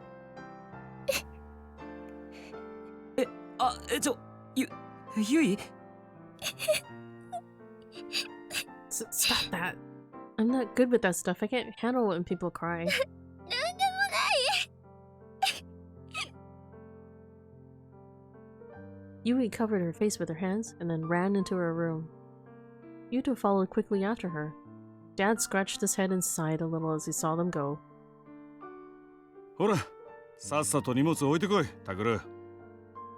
わかった。 I got away as quickly as I could.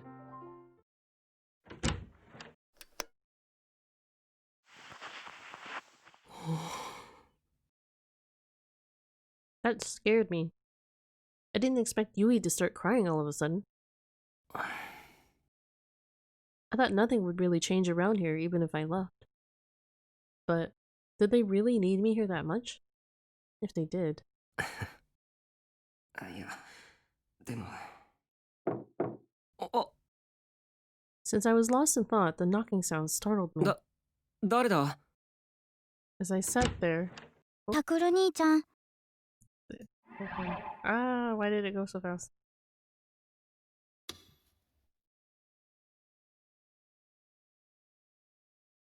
Yeah, it didn't translate the line he said where he was like, "Who's there?" As I sat there lost in thought, I was suddenly startled by a knock at the door. They kind of mucked up the line there. 誰だ? Yeah, see, this isn't supposed to have a line there. It's funny. Okay. That's what caught me off guard. ユウトか。そのの姉ちゃんが着替えたら降りてこいってご飯だって。ああ、サンキュー。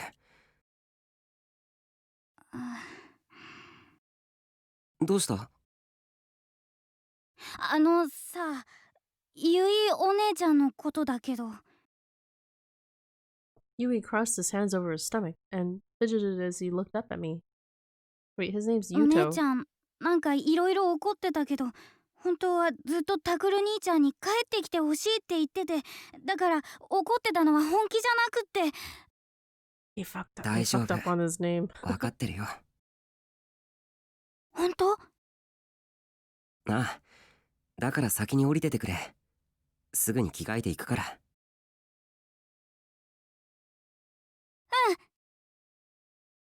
Yuto looked a little relieved as he left the room. 言うとちょっと背が伸びたな。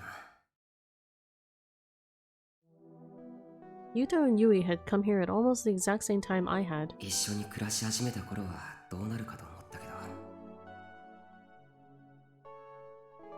The Shibuya earthquake hadn't just taken their parents from them, it had caused them severe psychological trauma. During the earthquake, Yuto had been trapped in a dark place for a long time all by himself. As a result, he was still terrified of darkness and being alone. That was why he still clung to his sister. And Yui, after the nightmarish incident she'd gone through after the earthquake, she'd become desperately afraid of men. At first she was even afraid of me. But over time, we started to open up to one another. When I'd left, they seemed to be doing a lot better. And now, Yui had her act together even more. And Yuto was still young, but he did seem a little more grown up than he had before. Even if the world didn't look like it had changed, time was still passing. But what about me? Had I changed? はい、そろそろいいわよ。それじゃあいただきます。 Oh, it sounds like they're having a hot pot. Oh, hot pot. おほー、すき焼きなんて久しぶりじゃねえか。 Oh, sukiyaki. 何言ってるの。 It sounds like a 先 hot 月もや pot. ったじゃない。あのなあ、あれは鶏肉だっただろう。牛肉じゃないとすき焼きとは言わねえんだ。そんな贅沢をする余裕うちにはありません。誰かさんが困ってる人から治療費なんか取れるかとか言っちゃうから。ま、別にいいんだけど。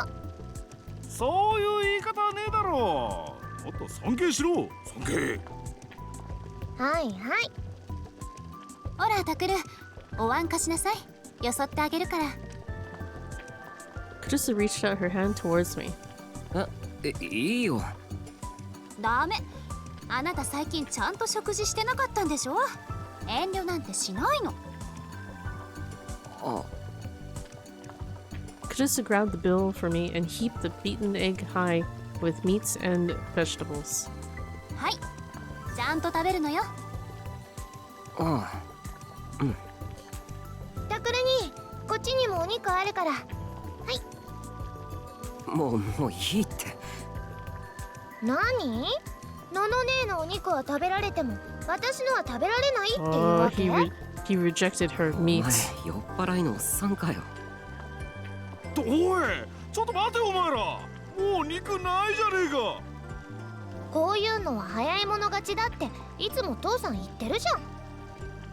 言ってるじゃん。だからもうちょっと尊敬をだな。 Everyone was seated around a single pot, eating dinner. I thought that the only point of dinner was to eat until you were full, but... タクル、ユウト、お肉のおかわりまだ冷蔵庫にあるからね。たくさん食べて。おいこら。父さんは少し痩せないとダメでしょ。野菜食べなさい、野菜。俺はお前をそんな娘に育てた覚えはないんだがな。覚えがなくても育っちゃったんだから諦めて。 Part of me enjoyed sitting around the table and listening to everyone's conversation.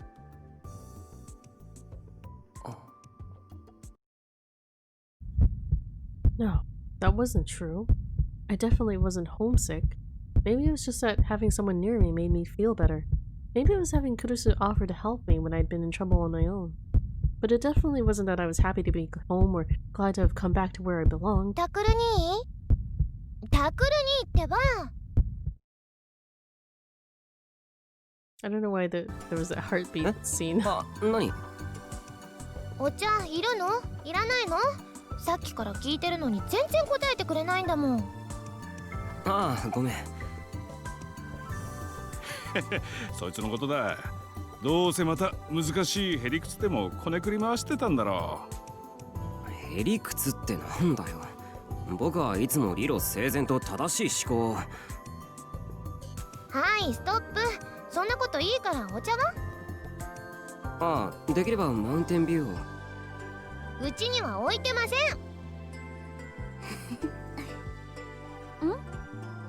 言うとったらどうしたの？ニコニコして。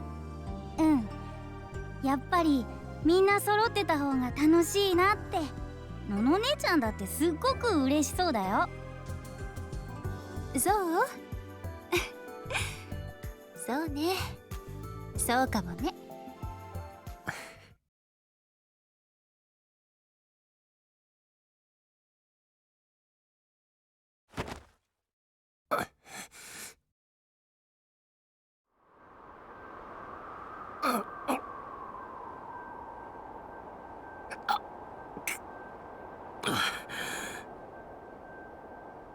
He's making weird noises in his room, alone.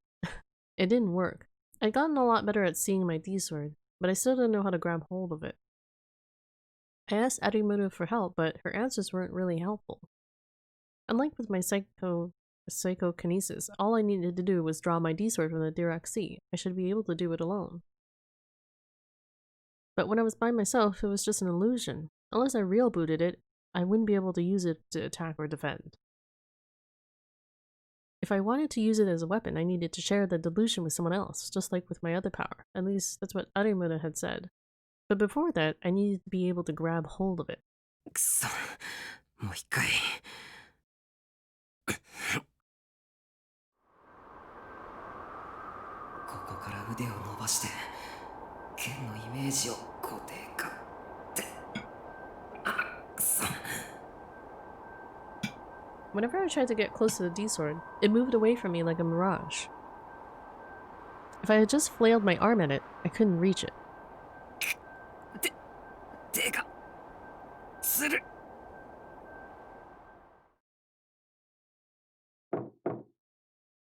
タクル、入るわよ。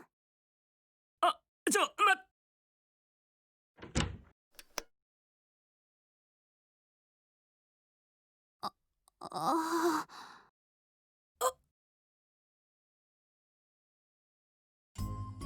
I had my hand stretched out like a TV hero in the middle of his transformation, and Kurusu was staring at me, her eyes wide. 違うんだ。ユートに新しいヒーローの変身ポーズをだな。Oh god. ユウトはもう卒業したわよ、そういうの。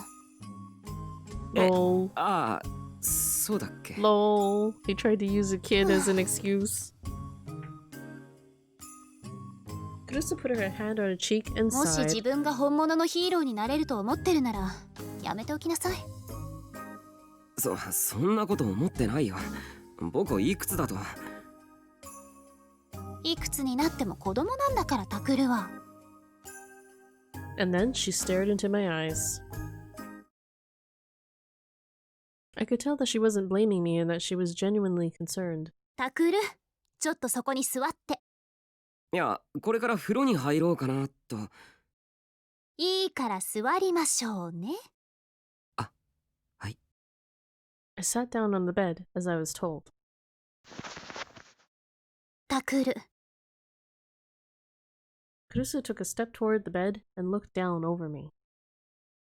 Humans are strange creatures. Whenever someone looks down on us, they seem bigger and more powerful. I quickly stood up and looked down over her instead. When I first met her, she was almost at eye level with me, but now...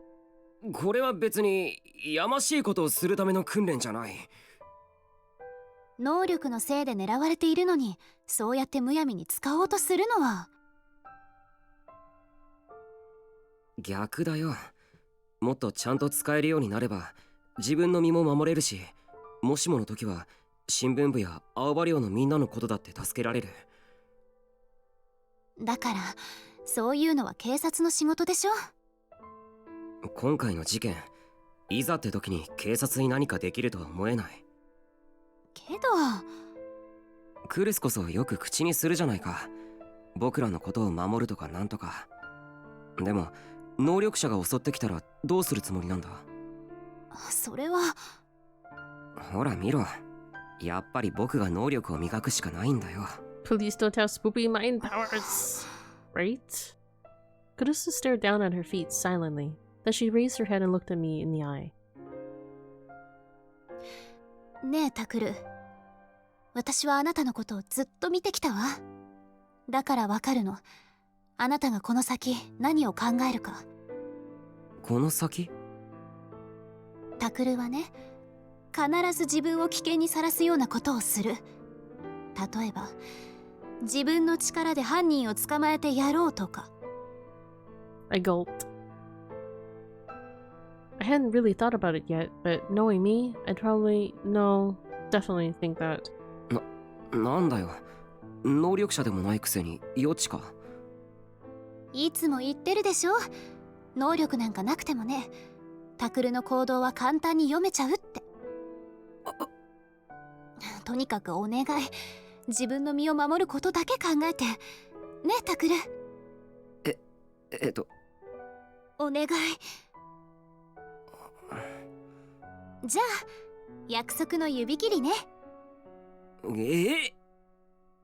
Pinky swear? Are we supposed to be little kids? No way, that's embarrassing. 嘘ついたら針を1000本飲ますどころじゃ済まさないから。 And that's really scary. Did the heavens intervene to save me and a phone rang out like the Galahorn? Galahorn? Galahorn, what the hell is this? A horn held by the god who guards the gates of the gods in Norse mythology. Its sound is said to be to herald the arrival of Ragnarok. Oh. The process of having a doctor determine the time and cause of a body's death. If the time death is ruled to not be abnormal, as death certificate is created and the process ends there. Death is ruled abnormal, the body is sent to be autopsy. Oh, interesting. Okay. The pre-process. Pinky swears are serious business, right? 出なくていいのか？今はあなたと話をしているところでしょ。でも事件に関係あることかもしれないし。She must have thought I might be right because she took out the phone and looked at the screen, and then she looked concerned. 新庄さんだわ。I'd only said it to distract her, but evidently the call really did have something to do with the case. She quickly hit the answer button and put the phone up to her ear. I watched her nervously. もしもし、クルスです。はい。はい。On the other side of the phone, I could hear a note of concern in Shinjo's voice. I couldn't tell for sure, but he seemed to be saying that someone had gone missing. いいえ、来てません。だいたいこの家を知らないはずですし。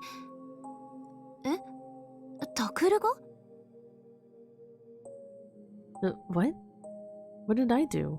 Kurusu moved the phone away from her ear and turned back towards me. 山添さんって子、知ってるわよね。ああ、例の病院の地下室から助け出した子だ。その子がね、行方不明なんですって。She was missing? タクルが連れ出したりしてないかって。そんなわけないだろ。今日はクルスたちとずっと一緒だったじゃないか。そうよね。ちょっと貸してくれ。新庄さんと話したい。I reached my hand toward the phone. Shinjo had given me the location of an office in a multi-purpose building in Sakuragaokacho. There were rows of desks there, stacked high with paper that I normally would have considered a cornucopia of information, but I didn't have time to worry about them now. I rushed up to Shinjo as soon as I saw him. あの子がいなくなったって、誘拐されたんですか？警察がついててどうして？いや、電話でも言ったけど、そうじゃなくて。でも彼女がいなくなったのは事実ですよね。ちょっとタクル、やめて。どうしたの？悪い。Uki Yamazoe had reminded me a little too much of Senri Minamisawa, and I'd lost control of myself. Kurusu quickly moved in to stop me. By the way, Kurusu had come to keep an eye on me, in her words, to make sure I didn't do anything stupid. とにかく誘拐とかそういうんじゃないんだ。いきなり姿が見えなくなってしまって。Well, we kind of don't really know what her それが power 誘拐 is. されたってことじゃ。それはないわ。だってこの部屋には私と新庄ちゃん、それにミオちゃんの3人が一緒にいたんだもの。 Momose, the CEO of Frisia, had been looking confused and concerned ever since I had arrived. When I had first met her the night we snuck into AH Tokyo General, she seemed like a loud, boisterous sort of woman, but now she felt kind of tired. 彼女をソファーに座らせて俺たちはこっちで話をしてたんだよ。でふとソファーを見たら彼女がいなくなっていた。トイレとかじゃないんですか？ Kurosu pointed at the toilets in the back, but Shinjo put his hand on his forehead, thinking, and said, 真っ先に探したよ。でもどこにもいなくてね。それどころか窓やドアすら開けた形跡がない。考えられることは一つだ。彼女はギガロマニアックスだからな。能力を使って自分で出て行ったんだろう。能力？ Come to think of it, I still hadn't asked. What power did Uki Yamazoi have? テレポーテーションとかそういう？ Konosato whispered an answer, her voice full of hate, even without bothering to look back at me. よくわからない。わからないって。ああ、彼女俺たちの質問にほとんど応じる様子がなくてね。能力に関しては久里さんが探ろうとしたんだが無駄だった。そもそも瞬間移動だとすればとうの昔にここを抜け出していたはずだ。だがあいつはそうしなかった。 This is true. ただウキ君は少し特殊なようだ。今回はそれにやられたらしい。特殊？私ね、少し前から考えていたのよ。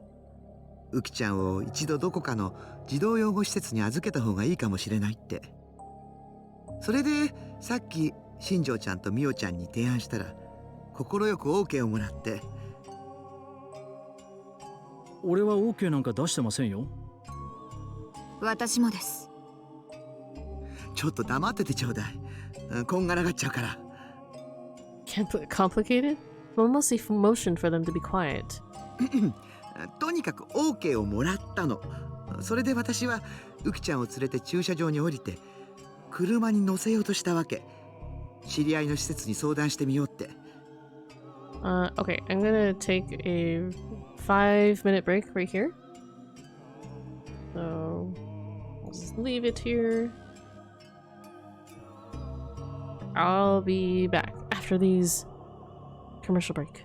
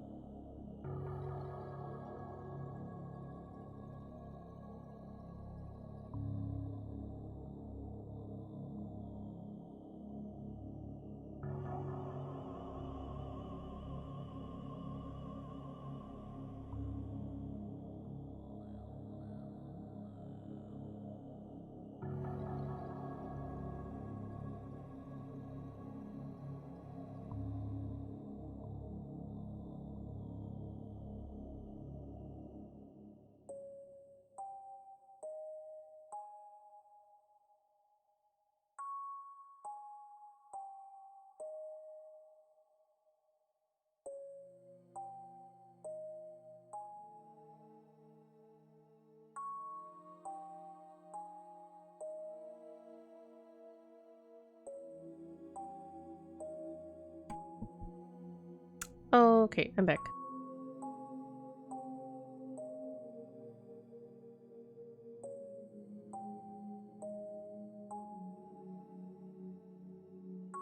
じゃあ彼女を連れ出したのは百瀬さんじゃないですか。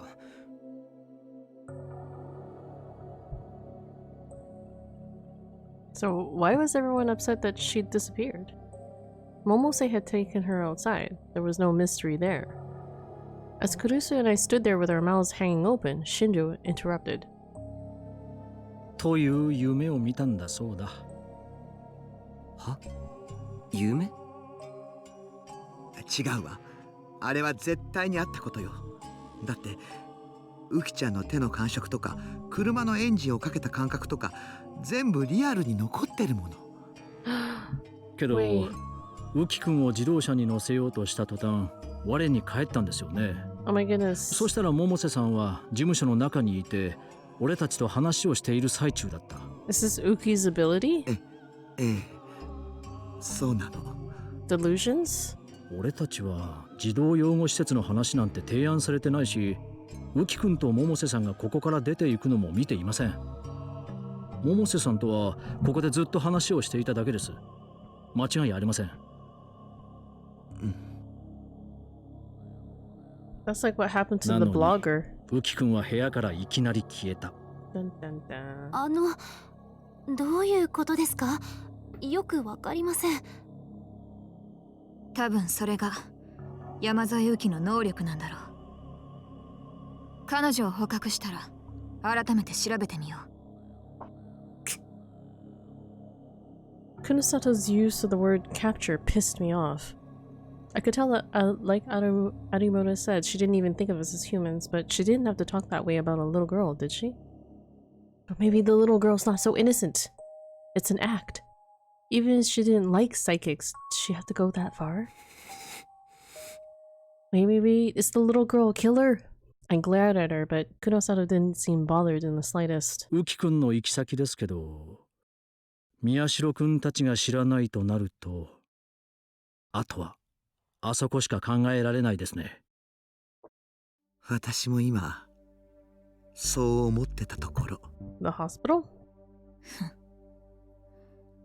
もしそうだとすれば少しばかり骨が折れるな。どこなんですかそれ。 Shinjo answered me with a bitter sigh.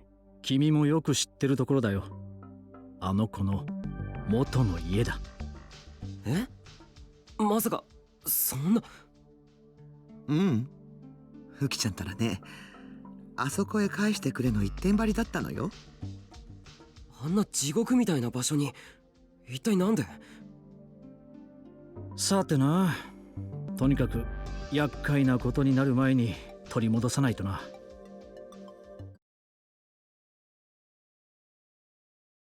タクル。ねえ、タクル。見つかったらどうするんだよ。 An hour had passed since we'd first spoken to Momose at Frisia. Kurusu and I was hiding behind some plants near AH Tokyo General. 新庄さんたちに任せないとダメよ。私たちみたいな素人が出しゃばったりしたら。それじゃダメなんだ。山添ウキって子は僕が見つけて青葉寮へ連れて帰る。どうして？彼女、今の久野里さんには渡せない。 I was gritting my teeth hard in anger. タクル？ Afterwards, Shinjo, Momose, and Kunosato had started to come up with a plan to get inside the basement of the hospital. Of course, they weren't going to let us come along. We were told to go home, and at first that was my plan. But then things changed. Kunosato said that she wasn't sending Uki Yamazoe to an orphanage, but to a research center she was affiliated with. She'd said that they were going to research her power there, but Kunosato had treated not only Arimura and I, but also little Uki as nothing more than guinea pigs. And I'd heard her use the word capture many times. あの子は苦しい実験から解放されて、やっと地下から出られたっていうのに。Research. Was Kunosato going to send her right back to the same old life she'd experienced before? Just imagining it terrified me, and it made me come to a decision. I would save her. もしここであの子を見放したら、また同じことの繰り返しだ。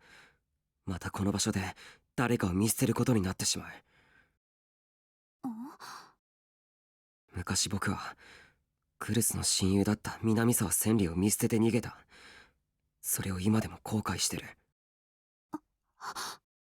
あの山添って子も実験の犠牲者だ。だから今度こそ僕は助けたい。そんなことくらいで南沢千里が許してくれるとは思わないけど、でも助けたいんだ。Kurusu's voice choked up. She must have been remembering what happened to her best friend. タクル、あのね。え？本当は千里は彼女のこと何か知ってるのか？おい、クルス。he still doesn't know that it was her best friend. ごめんなさい、気が動転してしまって。千里はね、渋谷地震で死んだの。あなたのせいじゃないわ、絶対に違う。クルス。だからタクルが責任を感じ続ける必要なんてないの。忘れていいのよね。Kurusu looked down at her feet. When she did, her hair covered her eyes, and I couldn't tell what she was thinking. 今クルスは何を言いかけて何を言いやめたんだろう。 Just as I was about to ask, I heard soft footsteps. 来た。Momose's van was in the same alley where she'd picked us up before. They'd been watching the hospital for a while now. I saw two shadows that probably belonged to Shinjo and Kunosato leave the van and run into the grounds. クルス、向こうが動いた。大丈夫か？いけるか？I tapped her on her shoulder and she looked up.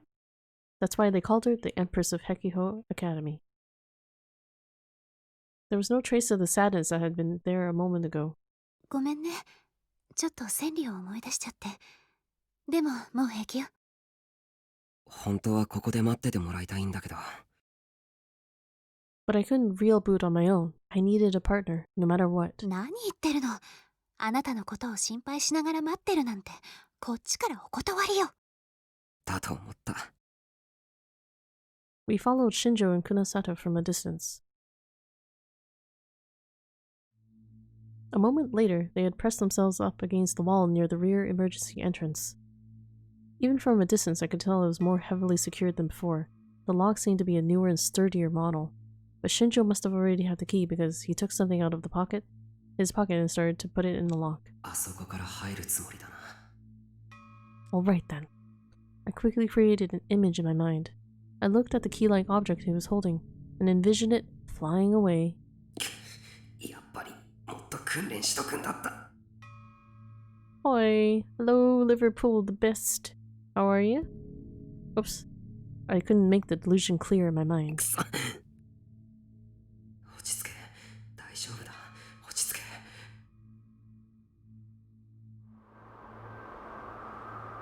よし、見えた。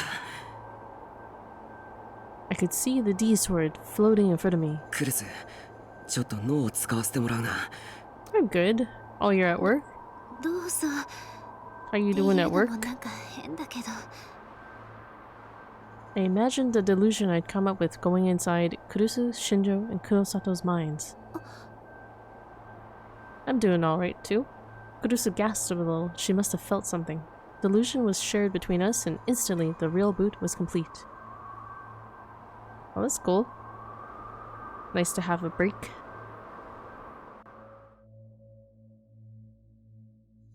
The metallic object in Shinjo's hand rolled away and hit the ground with a clang. Then I heard the two of them gasp. The key rolled along the ground in a very unnatural way until it rolled down a metal sewer grate. Yup. Well, thanks for stopping by on your break, man. Really appreciate it. Just like I'd imagined. よし。バカ、隠れてタクル。 Yeah, don't be a baka. Just as I was about to make a victory pose, Kurusu grabbed my hand and pulled me back. And thanks for that lurk. Then she dragged me down onto the ground. 悪い。調子に乗らないの。これだから私がついてないとダメなのよ。 Her hand was shaking a little. She was probably still scared of my power no matter how many times she saw it. That was how most people would react. I hesitated a moment, then gripped her hand in return. Then I let it go and looked over at Shinjo and Kunosato. The two of them whispered to each other, and then silently headed back toward the van. 今だ。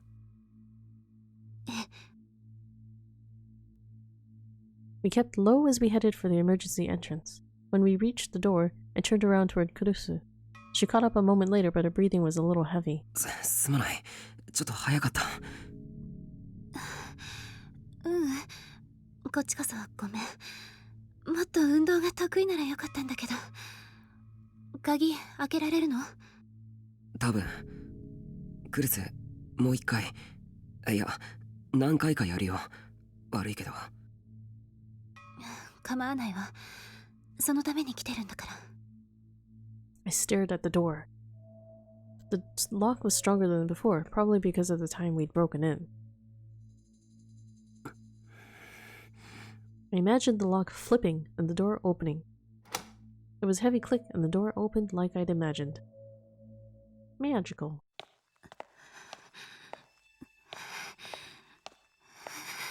Thanks to my power, we were able to make it inside with no trouble. I remembered the route to the room where we'd found Uki, so we headed there.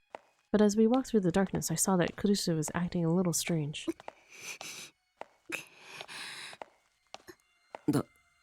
大丈夫か? She's breathing pretty heavily. 実はちょっと閉所恐怖症がね。でも平気。気にしないで。平気ってすごい汗だぞ。 And then I realized something. まさか傷が痛むのか?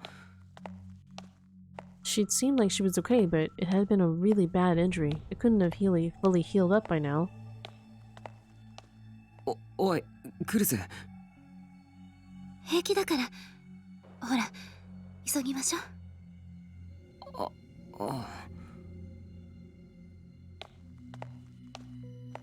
She pushed me onward before I could stop.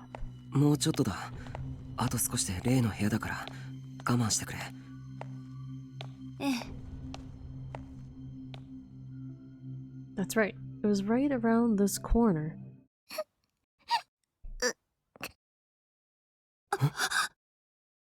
Suddenly we heard a voice sobbing in the darkness. Kurusu and I almost leapt into each other's arms. It was the voice of a little girl. タクル、この声。Was it a ghost? No, that was dumb. Which meant it had to be. Kurusu and I nodded and stepped toward the direction of the room. Okay.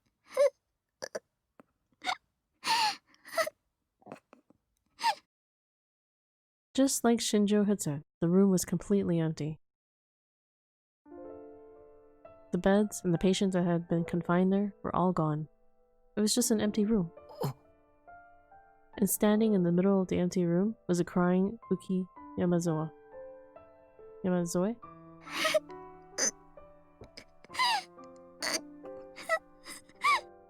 How long has she been there? She was crying like a child who'd lost their mother. いない。誰もいない。誰か返事して。 Kurusu couldn't bear to watch. She ran over and gave the girl a big hug. Soon, Kurusu was crying too. 今までよく頑張ったね。でももういいの。だからお家へ帰ろう。ね。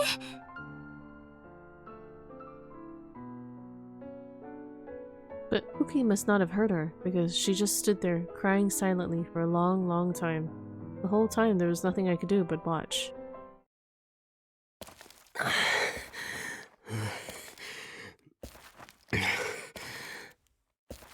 大丈夫？変わりましょうか、タクル。いいよ。もう目の前だから。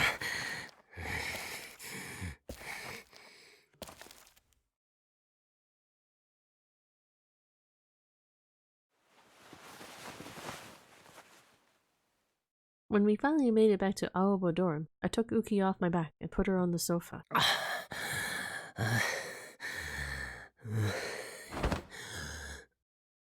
And then I lay flat on the floor with my arms and legs stretched out.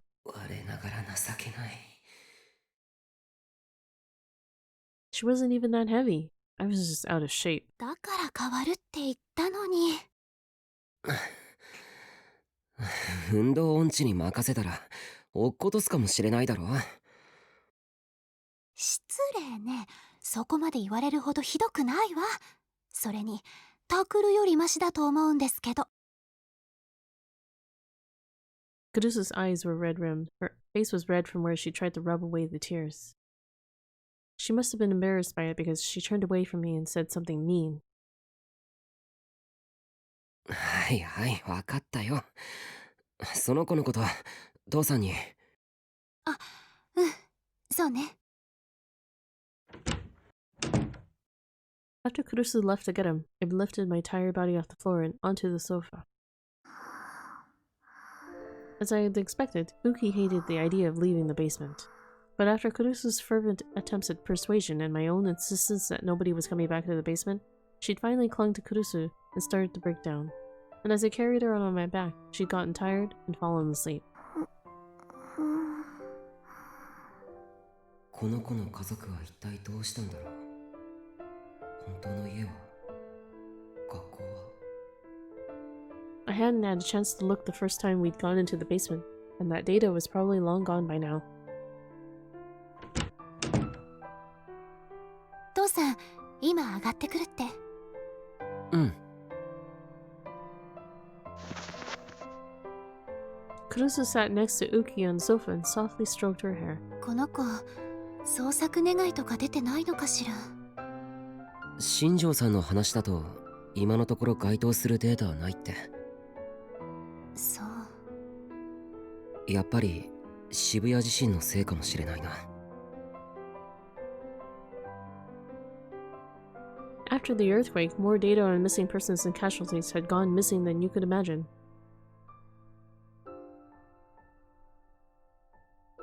And to top that off, this year had seen the largest solar storm in history affect all electronic devices. Shibuya hadn't been hit that hard, but a lot of data in other regions had been lost. 分かってるのは名前だけか。せめて手がかりでも持っていればいいんだけど。ののね、タクル兄？何かあったの？ The door opened. Yui and Yuto peeked inside. え？ The two of them froze next to the door. まだ寝てなかったの？二人とも。寝ようと思ってたらのの姉たちの声が聞こえたから。大丈夫？ If they were trying to sleep, then why are they not wearing their pajamas? Kurusu and I looked at each other without thinking. 大丈夫よ。私たち喧嘩なんてしてないから。本当？だったらいいんだけど。Suddenly, Yui stopped.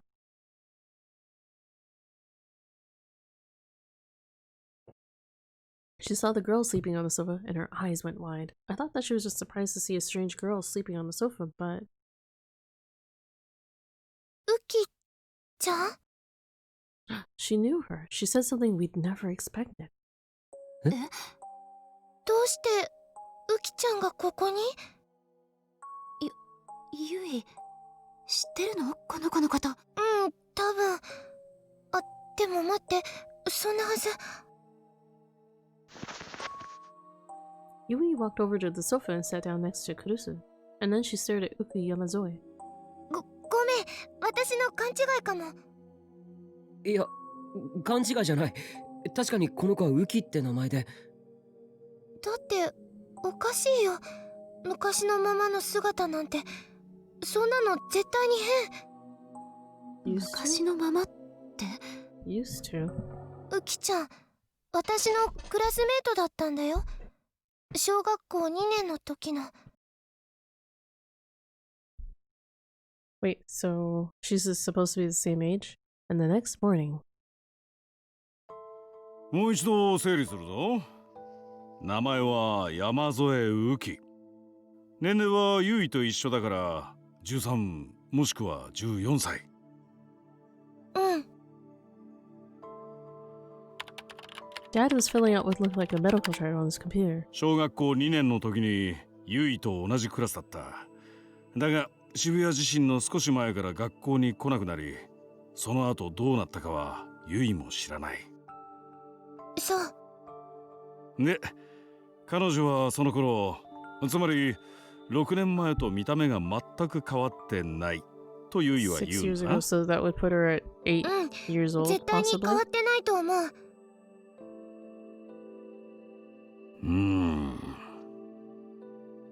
一応証拠も見つけてきたんだ。Yui showed us a photo. Huh? It was a class photo from her school. I could see a young Yui in a row of children, and in the front row next to the teacher, I saw Uki. これどう思うよ、タクル。他人の空にっていう感じじゃないの？ウキちゃん本人だよね、やっぱり。となると成長ホルモンの異常かな。Wow, that does look like her. I mean, Yui still looks kind of like her, but I guess she kind of looks younger there. みんな、ウキちゃんが起きたわよ。おう、連れてきてくれ。ちょっと父さん。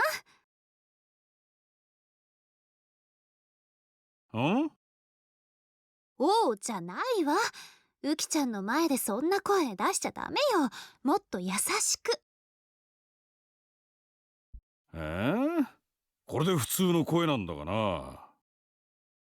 いいから優しくする。はい。Dad glared at her and started mumbling about how he hadn't raised her to be like this again. ウキちゃん、さ、入って。After a long pause, a small girl entered the room, trembling. Kurusu took her hand and walked her over to a chair, then sat her down. ウキちゃん、おはよ She flinched away from Yui's cheerful voice. う。ああ、わからないよね。6年前の私しか知らないもんね。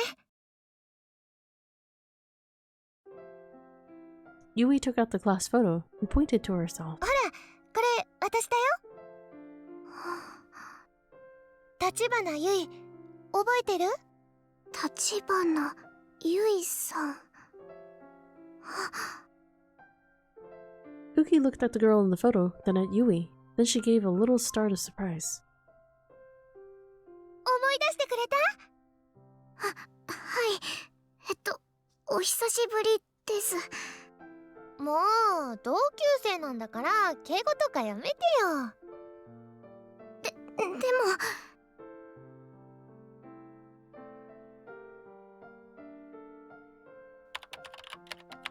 も。決まりだな。Oops, I might have missed some dialogue there.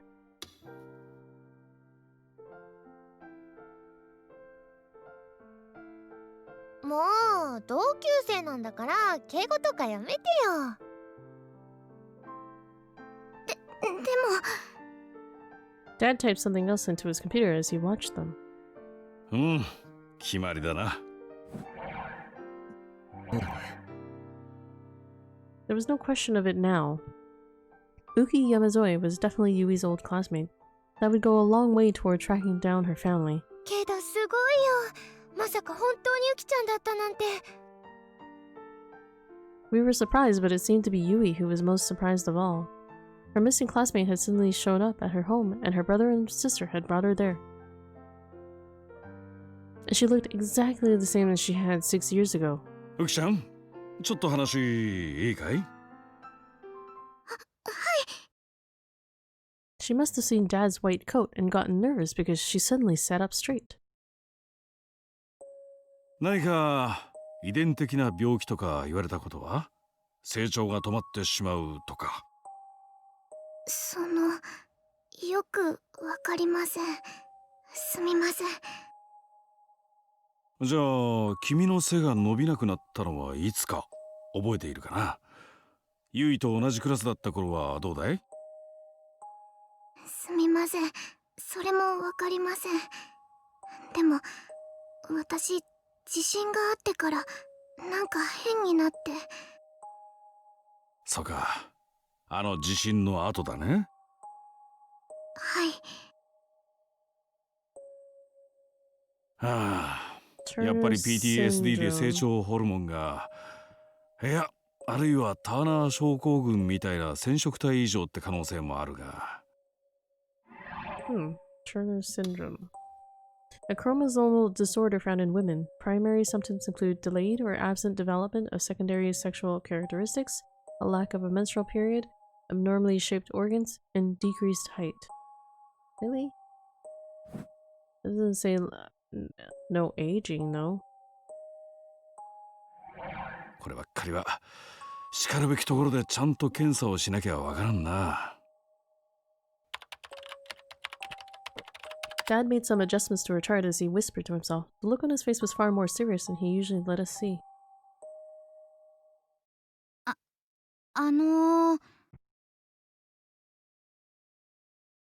Yuto poked his head through the door. He must have been standing in the hallway the whole time and looking in on us. ユウト、そろそろ行かないと学校遅刻するわよ。そうだよ、ユウ。大丈夫、すぐ行くよ。He seemed a little scared by his sister's scolding, but he summoned up his courage and came inside, then stuck his hand out towards Uki. これ、あげる。In his hands was a tiny chocolate bar. It was the kind of chocolate you would buy in huge packs for cheap at the supermarket. はい、ありがとうございます。こら、ユウ、ウキちゃんは年上なんだよ。そういう言い方はダメでしょ。Aww, I know, right? Older than me? Yuto looked very confused and a little unsatisfied. どうしたの、ウキちゃん。はい、なんだか不思議な気分です。こういうことに慣れていないので。こういうことって？こうして家族が集まってみんなでお話ししたりです。君の家族はどうしたんだ？ Shinjo had said that she wouldn't tell him anything, but maybe in this environment she'd be more willing to talk. 私が小さい時に私を先生たちのところに置いて行ってしまいました。They went away. My eyes narrowed when I heard her say the doctors. She was probably talking about the scientists in that underground facility, and then she'd been a victim of their human experiments, just like Senji Minami-sama. Why had her parents done something so horrible to her? 君はそれからずっとあの地下施設に？はい。どうして逃げなかったんだ？お母さんにどこにも行くなと言われたので。そんなのひどい。Yui put her hand up to her mouth. I could feel the rage boiling over within me. この子は僕と同じだ。Her parents had ignored her ever since she was a small child, and eventually they'd just disappeared. But still, she wasn't able to get away from them. 君はそこで実験の被害者。いや、みんなの世話をしていたけど、それはなぜ？地震のせいです。There was a sadness in her eyes as she remembered the people that had vanished. 地震で先生たちは病院からいなくなってしまいました。皆さんのお世話をしていた看護の人だから代わりに私がお世話をするようにと病院から言われて。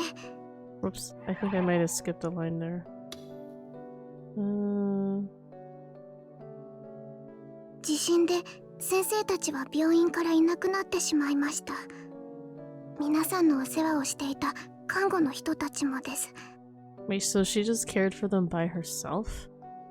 But under whose instructions, though? Oh, the hospital told her.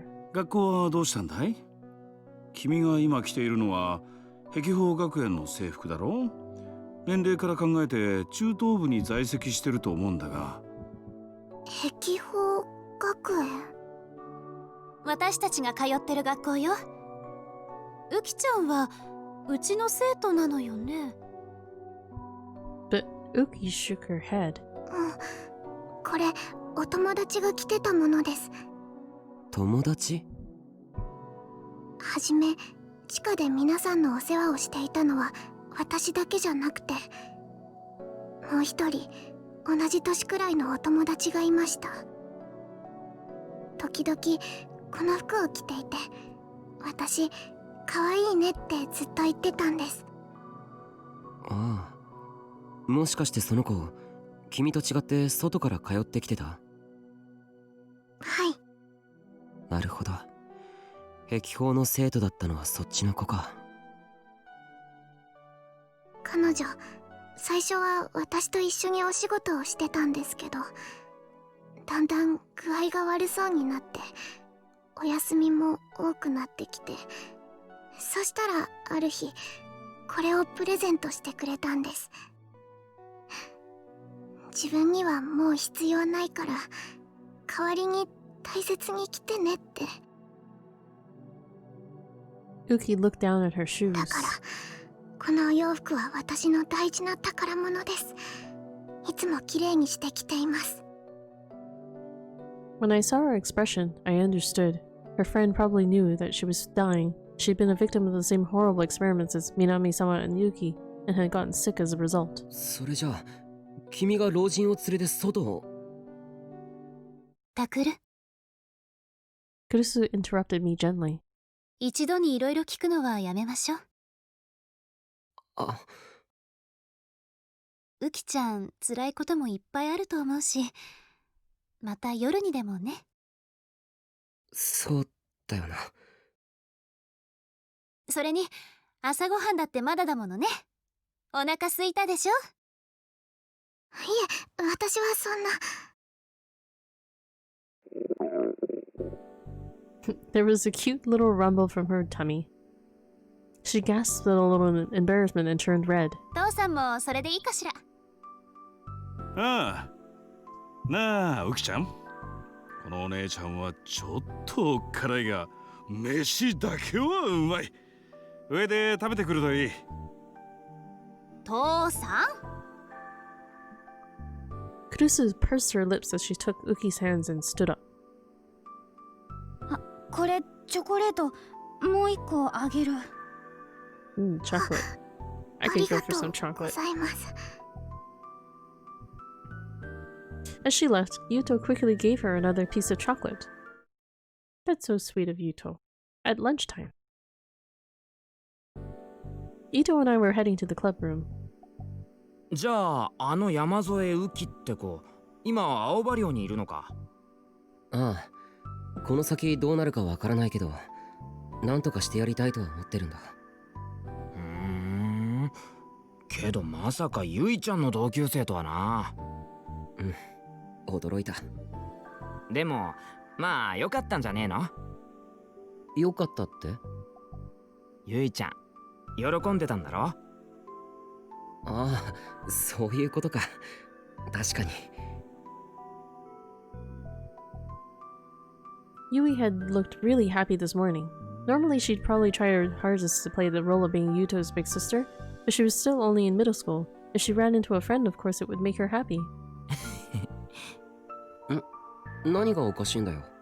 いや、お前口ではなんだかんだ言いながら結構大事にしてるからな、今の家族のこと。そんなんじゃないって。照れるなって。お前にとってもいいことなんじゃねえの？そういう存在がいるってことは。僕は別に照れてなんか。っていうか、そんなことどうでもいいんだよ。ほら早く部室行こう。尾上や有村や和樹にも山添のことを話さなきゃ。Of course, I'd already told everyone to come for an emergency meeting. They should be in the room already. というわけで今山添雨季って子は青葉寮で保護されてる。タク大活躍だったんだね。いやそれほどでも。 The girls all seemed very impressed. Seneca was squeezing her ghetto froggy strap in lieu of applause. It still sounded nothing like it was supposed to, and honestly, I would have preferred the applause, but I was used to it now, I guess. ダメよセリカ、カズキ。あんまりおだてるといい気になってまた無茶なことするから。しないって。 Sheesh. I appreciated that she was worried about me, but Kurusu was a little too protective. I especially wish she'd stop it when everyone else was around. It was embarrassing. けど気持ちいいっすね。今頃新庄さんや久野里さん悔しがってますよ。ざまあ見るです。ぷぷぷ。有村は前から知ってたのか、山添のこと。ええ、まあ電話でちょっと話したくらいですけどね。彼女フリージアでは肝心なことはほとんど喋らなかったみたいですよ。多分久野里さんたちを怖がってたんでしょうね。まあそうだろうな。それに比べてあの子宮代先輩の前では割と素直だったみたいですね。先輩ってとぼけた顔して実は女の子の扱いがうまかったりするんですか？ Ha ha ha. Arimura grinned.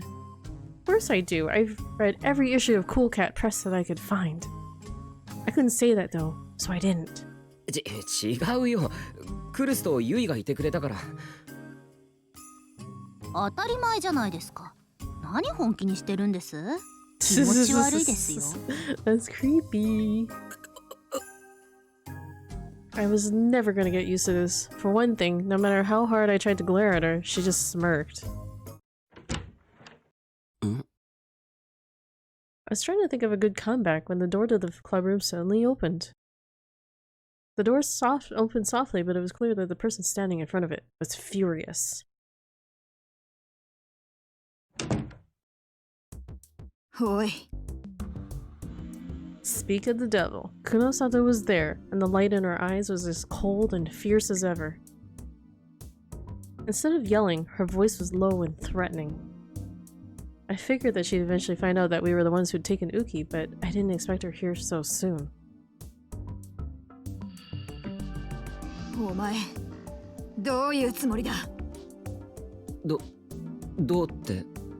あいつは重要な証拠なんだ。勝手なことをするな。Kunosato stomped over to me and grabbed me by my lapel. Her arms were so thin, I didn't know where she got the strength. It was like she was filled with some kind of raw hatred that gave her power. ちょっとやめてください。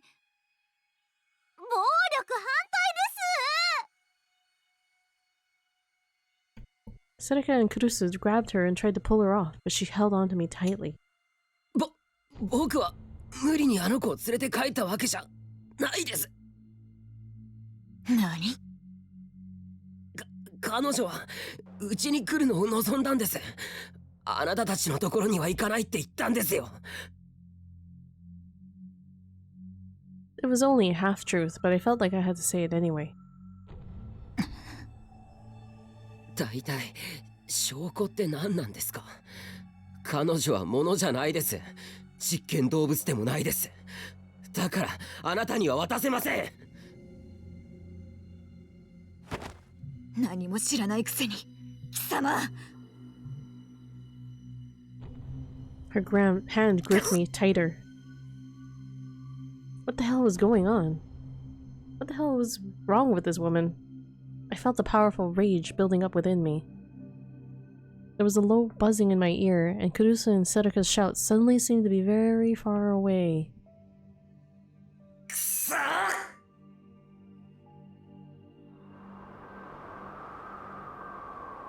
And then I saw the D sword. And it was clearer than it had ever been before. こいつ、離せよ。Her face suddenly twisted in pain. I looked at her with blurry eyes and saw that a red mark had formed on her pale white wrist as if something was digging into it. She was gritting her teeth and her breathing made it seem like she was trying to endure some kind of incredible pain, but still she refused to let go.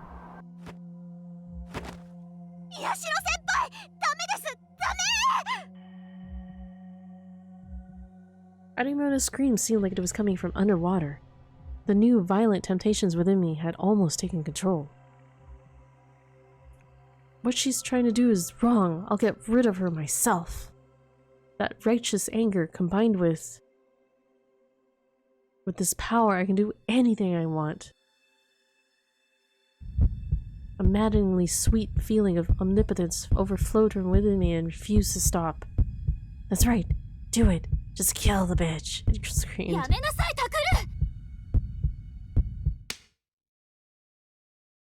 I heard Kurusu yell in my ear. At the same time, I felt a strong slap across the cheek, and then Kunosato and I were pulled apart. I suddenly regained control of my senses.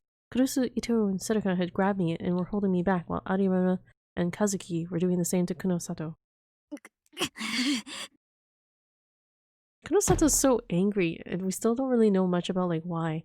Kunosato looked at me with eyes full of hate and then pushed Arimura and Kazuki away.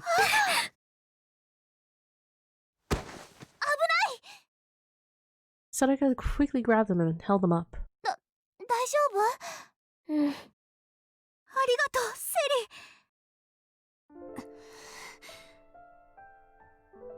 リ。もうやめてください、クノサトさん。Now it was the Empress's turn to get mad. お帰りください。ここは部外者がいていい場所ではありません。Ooh, she was clutching her hands into fists so tightly that they turned white, standing between Kunosato and the rest of us as if she was some kind of protector. あなたが何のつもりで、うちのタクルやウキ、それから有村さんにひどい仕打ちをするのかは知りません。お前の許可などいるか。今実際に見ただろ。能力者は危険な。今すぐお引き取りください。I thought she was gonna slap her. Kurusu's voice left no room for discussion. Neither of them moved a muscle for a moment. ちょっと待ってくれ。ストップだ。ストップ。And then we heard panting coming from the hallway.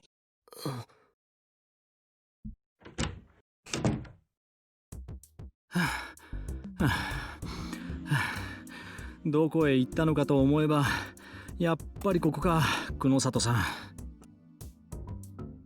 It was Shinjo. He must have been running for a while because his hair was messed up and there was sweat on his forehead. 俺に任せてくれと言わなかったか？あんたの悠長なやり方では大切な証拠が消されてしまう。焦るのはわかるが、物には言い方というものがだな。申し訳ない、クルスさん。俺たちは何も揉めたくて来たわけじゃないんだ。じゃあ何のご用ですか？そう怖い顔をしないでくれるかな。Shinjo looked at both of them, troubled. And then he turned toward me. なあ、宮代君。君の言いたいことはわかる。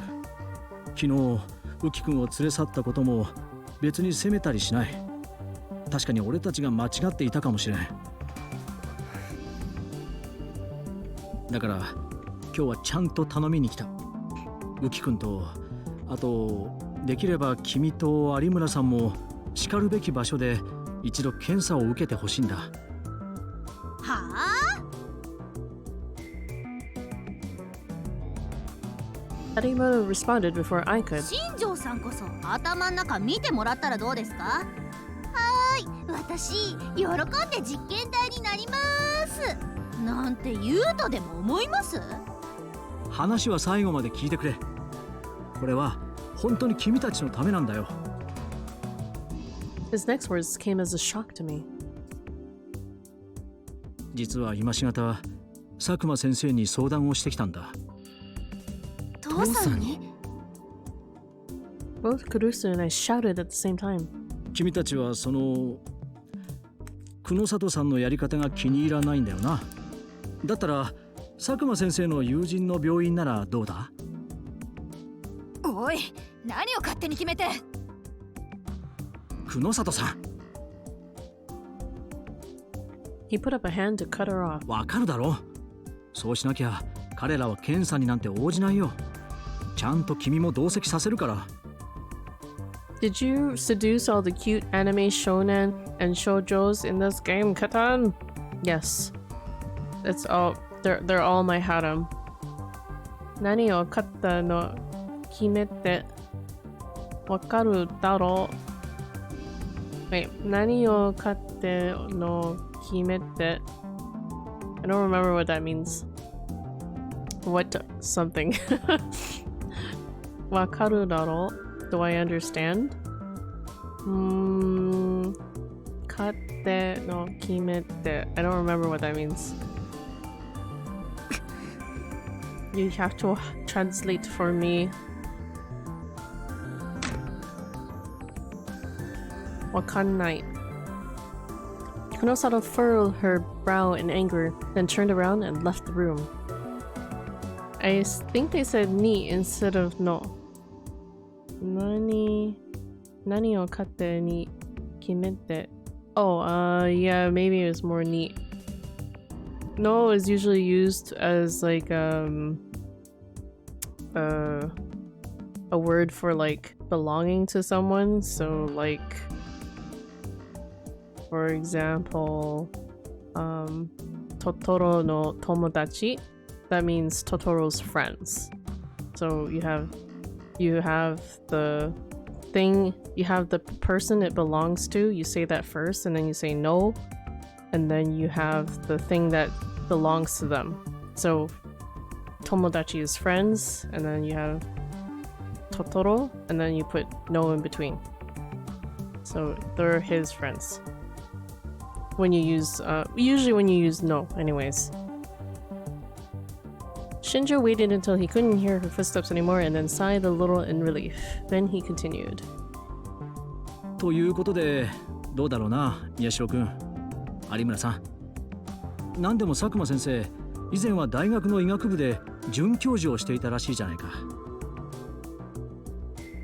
Saying Katan's no viewer? What? No viewer?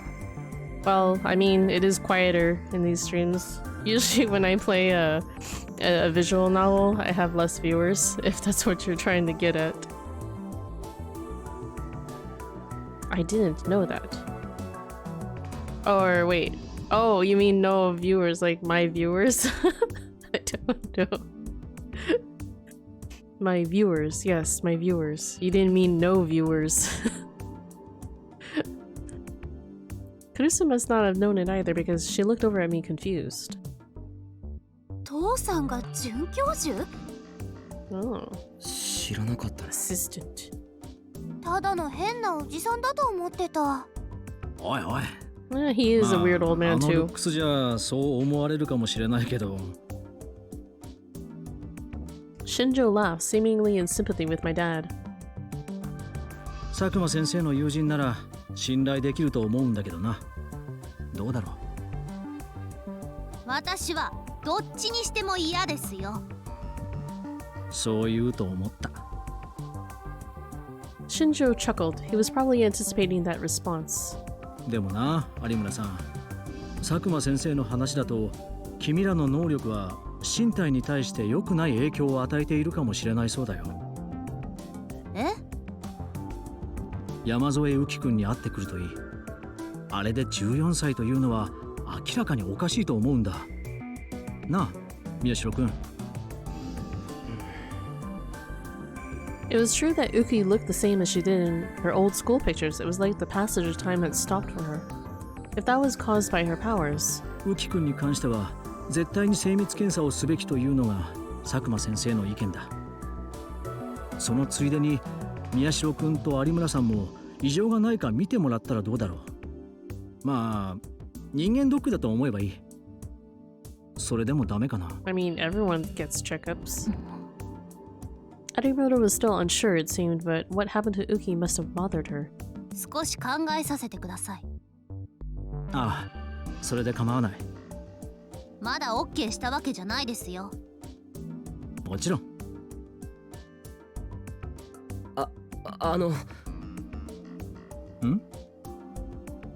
I looked at the door where Kunosato had just left. 父さんが必要だと言うなら検査を受けてもいいです。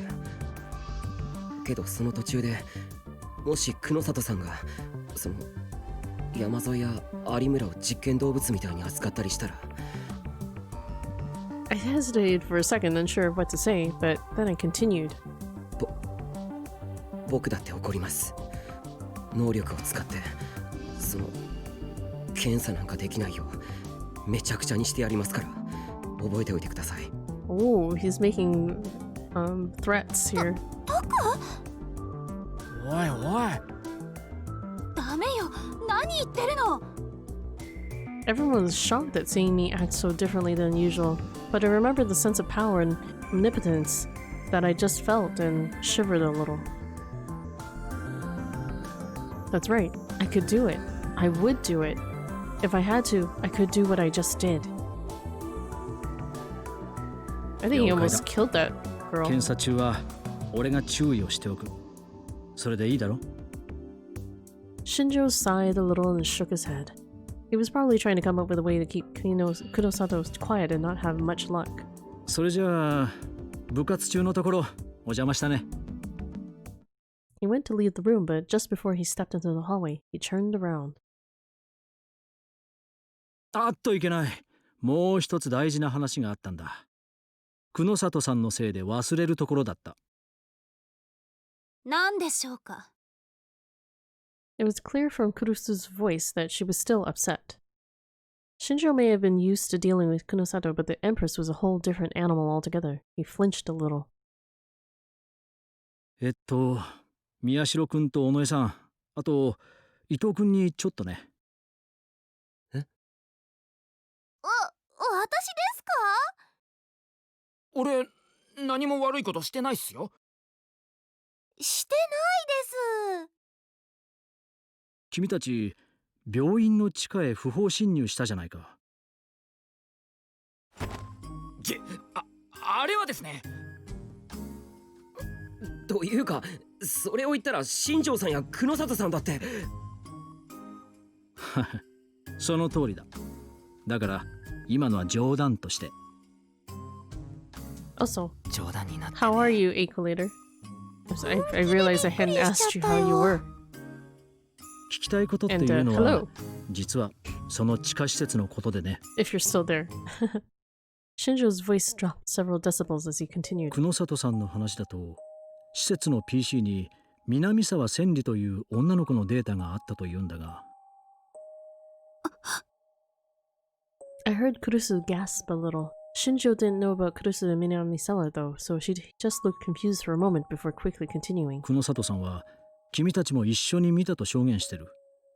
覚えはあるかな? Suddenly hearing that name almost brought back the trauma, but... はい、見ました。データは確かにあったんだね。はい。そうか。Shinjo looked at Ito and Sedeka too. They both nodded. なら、これを確認してほしい。その通り。証拠品でね、実物を持ってくるわけにはいかなかったんだ。Correct? What's correct? That I hadn't said hi to you? He put his hand in his pocket and took out a photo. It showed what looked like an ID card. I couldn't believe my eyes. The card looked old and it was dirty and scratched in spots, but the name and face on it were clearly visible. 南沢千里? That's right, the name Senri Minamisawa was displayed under the ID number. The expressionless face in the picture was without a doubt the girl I'd seen in the basement. どうだろう。同姓同名の別人ってことはないかな。久野里さんはこの子に間違いないと言ってるんだが。Hi, I'm good. Just woke up. I got 1K on tax return, which is kinda good. Or cool, and I pre-ordered Death Stranding and the new Professor Layton DS remake game on Switch, so I'll collect them at work tomorrow. Dun dun dun. Wait. Do you work at a game store? Is that how you're collecting them at work? Because you're saying you're getting them at work. So I'm assuming you work at a game store. How are you? I'm good. I'm getting a little sleepy because sometimes, like, after it's been about 3 hours of streaming this, I'll get a little sleepy when, like, doing, like, lots of reading games. Actually, just doing a lot of reading makes me kind of sleepy sometimes. Especially during, like, the daytime. 間違いないです。 But I'm, like, trying, like, my bestest to, like, get through this game. I'm enjoying it, but, like, I know that visual novels aren't exactly super popular to stream, and also they can be, you know, a lot of reading, so sometimes I like to switch it up. But I'm gonna try my best to, you know, get through it this week. And finish 俺もそう思い Chaos ます。 Child.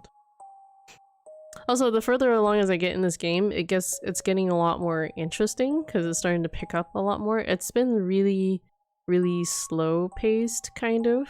But I mean, most visual novels tend to be pretty slow paced. Hey, right? Kind of. All three of us answered instantly. Shinjo nodded and put the picture back in his pocket. そうか。ありがとう。その子、南沢千里さんがどうかしたんですか？ Although it was interesting, the other visual novel I did was Saya no Uta. That one was like a lot more faster paced, and like it was really, really, it just hooks you in right from the beginning. So I'm looking for more visual novels that are more like that. So if you know of any good ones. I just get them sent to work since I wish I worked in a game store, but the pay isn't as good there. Yeah, no, they're not. I mean, it's a game store. You can't really make too much from it. I suppose unless you are you owned one or something, but then again, you could just hire people to run it for you. But then again, I don't think game stores are very profitable. そうだな。ちょうど君がウキ君を青葉寮に連れて行ってしまった頃か。 But that's 新 cool. 鮮駅付近を警ら中だった巡査2名が Convenient to 連 get 続 them 放火 sent 事 to your 件の容疑者ら workplace. しき女を発見した。 Oh, they found a woman. え？ Dun, dun, dun. I think I'd get sleepy as well reading so much. A lot of visual novels are pretty passive unless it's something like Danganronpa or Ace Attorney. Yeah, this is true. っていうと、 This one 私たち has を襲っ been た no パイロキネ different. シストですか？ There are like, I don't think there's even been any choice that I could make other than the positive negative scenes, and even though that's not even really like technically choices. あ、君らの証言 They're や just like 有村さんに協力してもらった似顔絵と特徴が scenes 一 that 致 you してい can たそうだ。 unlock to see if you 何よ wanted り to. も火を使ったらしいからね。 It helps, so I actually look forward to going to work. Ooh. That's kind of a good motivator. Supposedly, I am told. Those words probably meant. 逃げられたんですね。 She 職務 escaped. 質問をしようと近寄った途端にやられた。一人は重度の熱傷 Yeah, で like how would 今 you 病院の ICU にいる。 how would you arrest a pyrokinetic person? Like they can just like burn anyone that gets in their way. You would need to take measures to like prevent her from being able to conjure her fire, so to speak. So like, would blinding the person help? Like, would blinding a I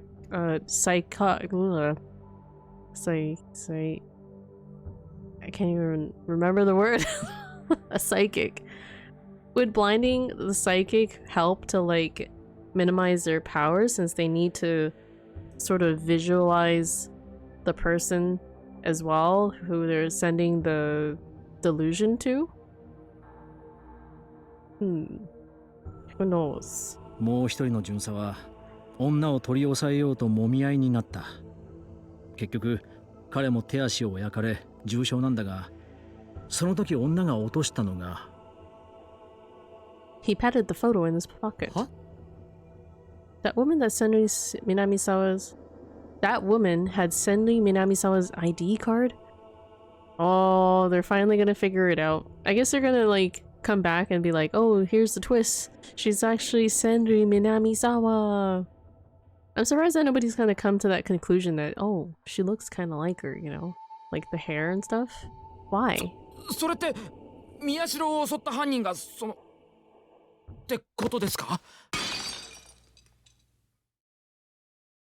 Suddenly there was a loud crash.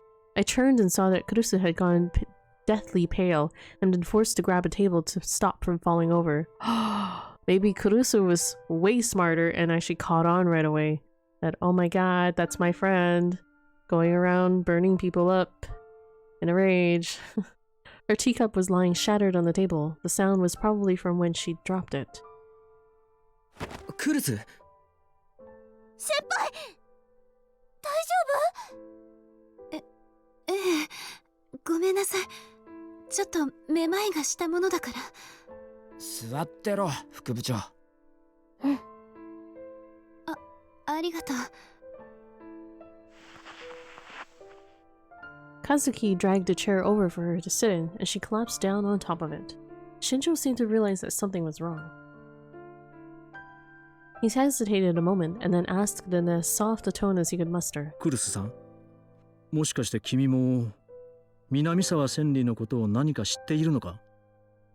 新庄さん、そのことは。平気よ、タクル。Kurusu looked up and cut me off.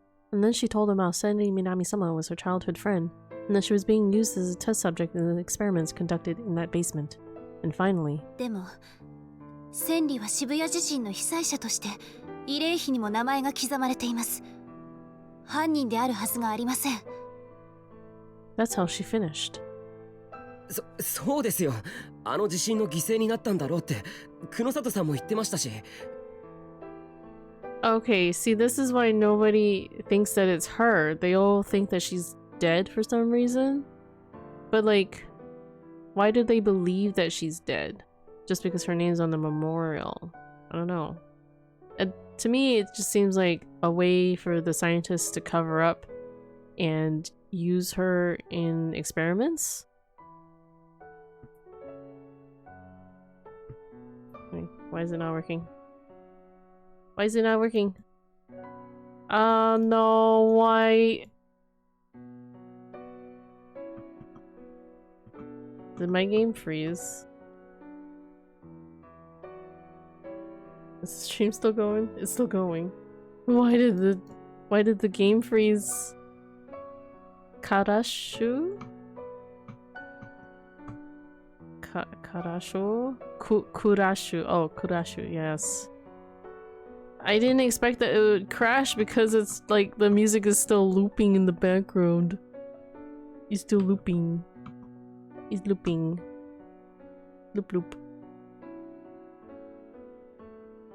The earthquake scene is still on stream. Yeah, no, I see it too. I see it too.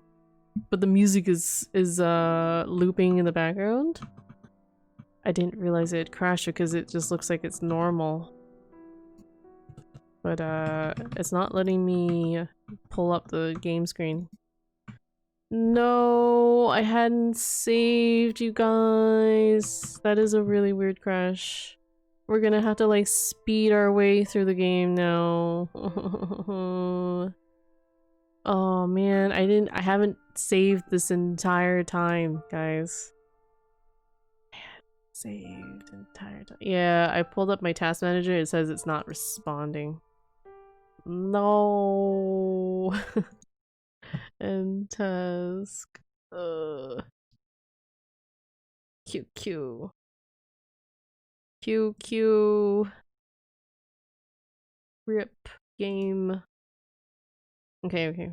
Let's see how fast we can get to that part. When did you save last? I didn't save it all. Never will. Since I started. I don't believe I have. I always forget to save. So it's like usually when I play these on stream, it's just like the last time I saved is literally when I ended the previous stream. I know, right? Here, we're gonna try and skip things. Continue. Let's see. It's on the... No. Wait, no. I just want to go back. What about the quick load? Quick load!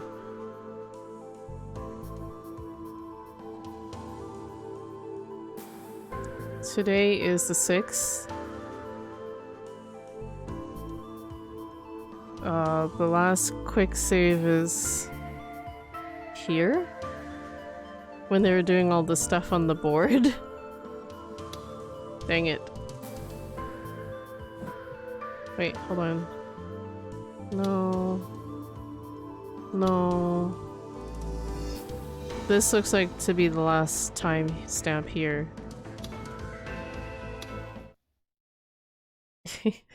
3 hours. 再確認なんだけれど、タクルたちを襲った女の人の能力っていうのは。Oh no. I'm skipping all this stuff. 次。ほら見て。Skip.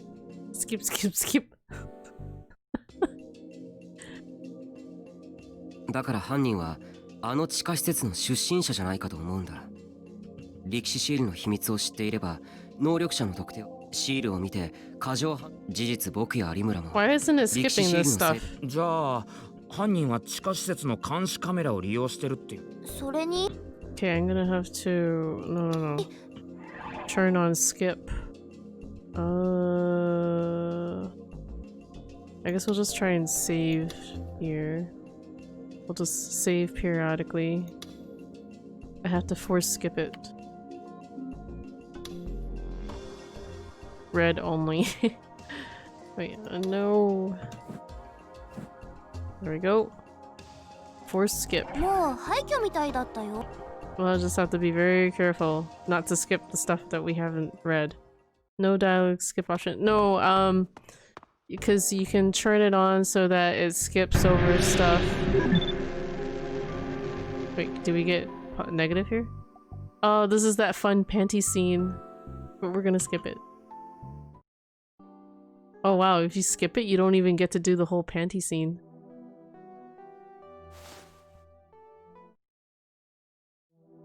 So like, what I just turned on, I'll just explain it quickly. So you can you have the 2 different skip modes. Whoops, text.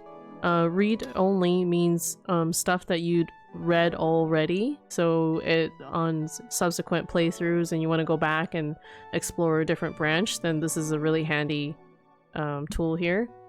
But all is dangerous because it can include stuff that you haven't even read before. So, but because the game doesn't recognize that I've already read those parts because it, it crashed and it didn't save it, so we're gonna have to force skip. Okay, so that's why I'm saying I have to be careful about the parts that I skip, because we could go past the point that we'd already that we're like at, that where it decided to crash.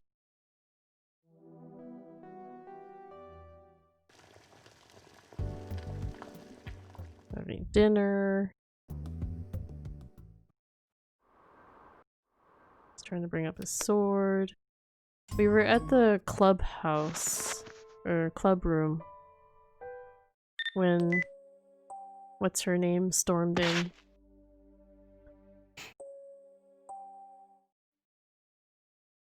So now they're at the hospital, sneaking in.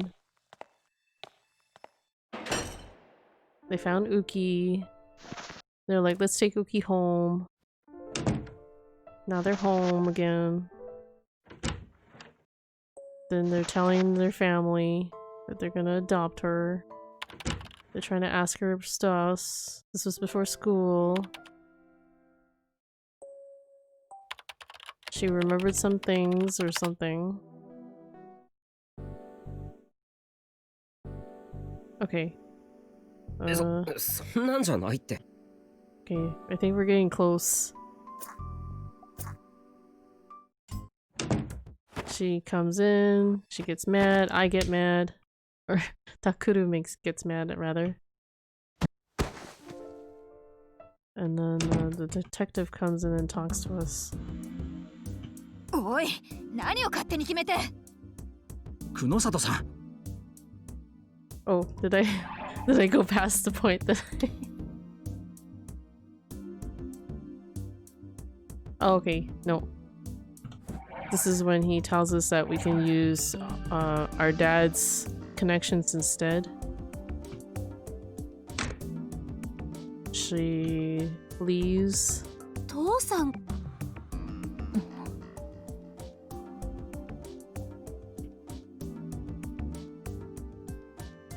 了解だ。検査中は。Is it this one? 宮代くんと尾上さん。冗談になってね。Oh, there's the joke. 本気でびっくりしちゃった The よ。 really bad joke. おい、何を勝手に決めて。聞きたいことっていうのは、実はその地下施設のことでね。Oh. 久野里さんの話だと、施設の Oh, PC she's talking about に南 okay. 沢千 We've already seen this part. And then ゆうべ Kurusu was about to そうだ pass な。 out. Oh, there we go. Loud crash.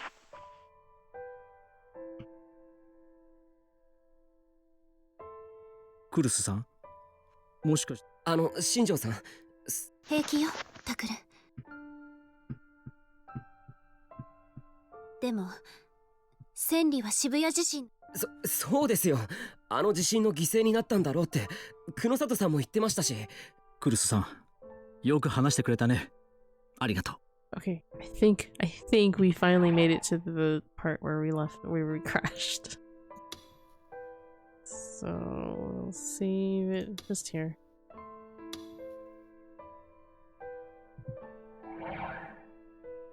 There we go. 彼女の死の記録が事実かどうか That は didn't take too long to 今 get 警 back. 察で再調査を進めている。その状況次第では申し訳ない。改めて署の方で話を聞かせてもらうかもしれない。Ah, see? The records of her death are accurate. So they could have been falsified. No, that wasn't so bad. That's the good thing about VNs. Like you can always like skip through them really quick. Disaster successfully reverted. Reverted? You mean averted? 構いません。 You know reverted means to 何かの like 間違いだと信じてますけど。 change it back to what it was before. I mean, I guess this is kind of a reversion of sorts. But the saying is disaster successfully averted, which means you are avoiding disaster. Shinjo chuckled a little. 君の友達を疑いたくはないが、因果な商売でね。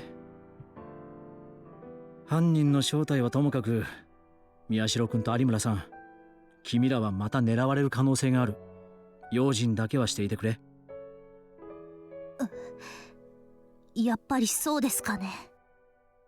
君たちは能力者だとバレてしまったんだ。何かあったらすぐに連絡を。24時間いつでも構わない。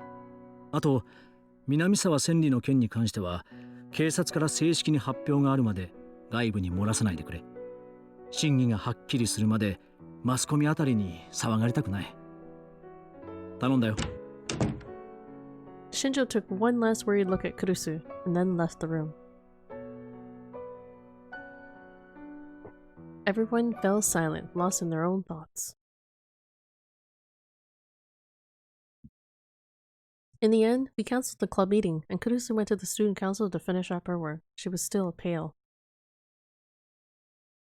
We all got ready to go, but for some reason no one actually left. Setika and Arimona were paging through magazines.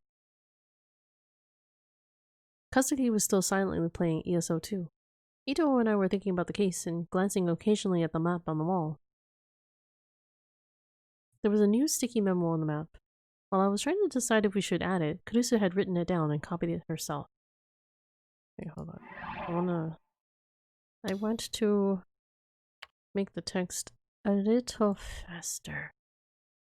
Just a little bit.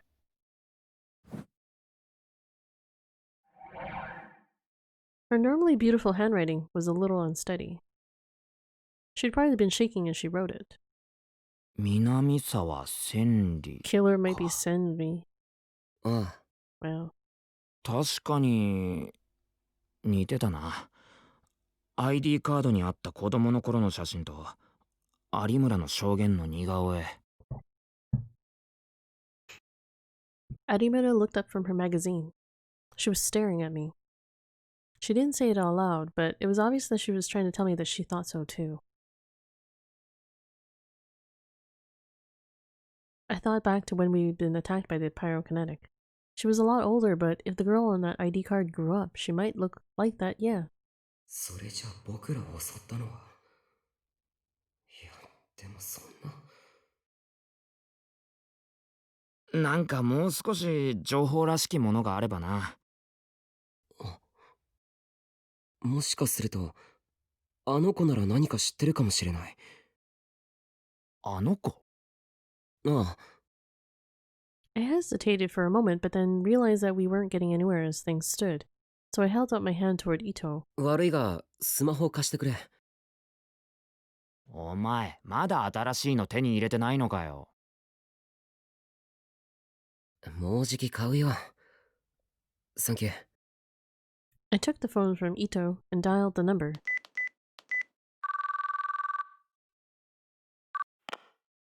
After a few rings, I heard a voice I knew well. It was a gruff voice that I'd heard almost every day lately. はい、青葉いいんです。もしもし、父さん。僕だけど。おお、タグルか。どうした？あのさ、山添さんなんだけど、今どうしてるかなと思って。ああ、今診察室のベッドで点滴をしてる。軽い栄養失調が見られてな。お前が言うようにかなり劣悪な環境にいたんだろう。今って電話に出られるかな？眠ってはいないから大丈夫だとは思うが、ちょっと待ってろ。I could hear him get farther away from the phone. A second later, I heard a loud, high-pitched girl's voice. ちょっとタクル兄、ウキちゃんは治療中なんだから邪魔しちゃダメだよ。I was wondering why they said loud. お前の大声の方が治療の邪魔じゃないのか。Yui had probably been so worried about Yamazue that she'd raced home after school. It was great to see her being such a good friend, but right now it was a huge nuisance. ああ、いいから山添さんに代わってくれ。大事なようなんだ。後じゃいけないの？これ、絶対に内緒な。できればクルスには聞かせたくない話なんだ。お前も黙ってろよ。There was silence on the line for a moment as she thought. But eventually she reluctantly agreed. わかった。待ってて。Since it was just me, she probably didn't feel the need to hit the hold button. I could hear the doors opening and closing as she went to the exam room.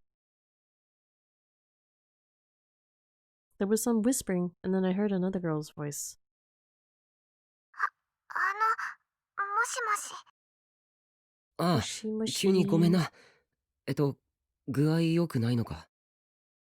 大丈夫です。私は平気だと言ったんですが、佐久間先生とゆいさんが心配してくださって。そっか。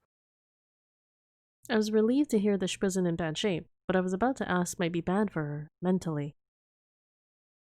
あのな、もしかして南沢千里って子知ってたりしないか？はい。南沢千里。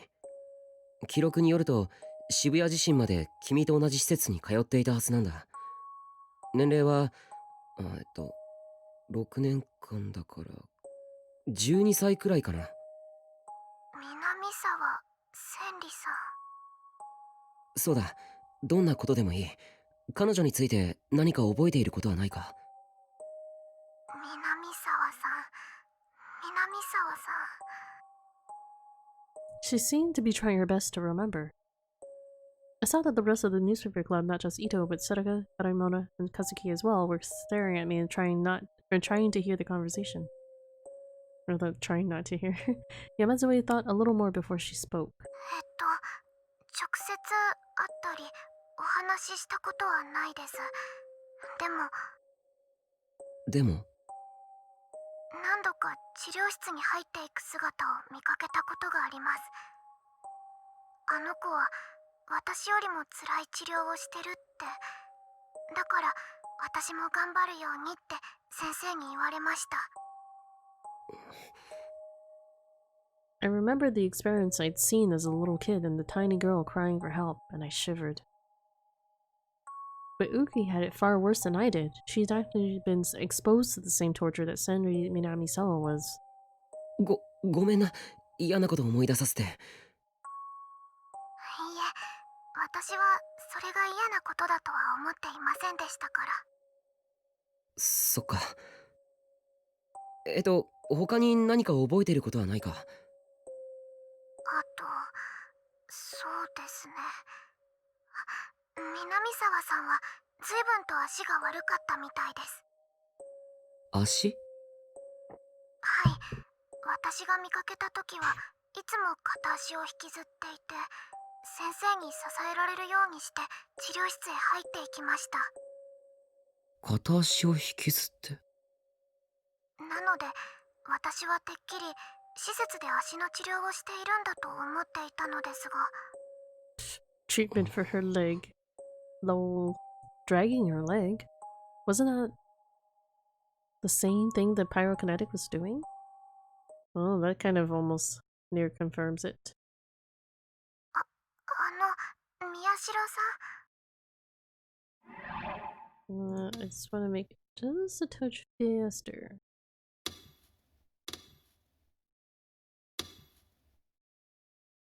But not too fast.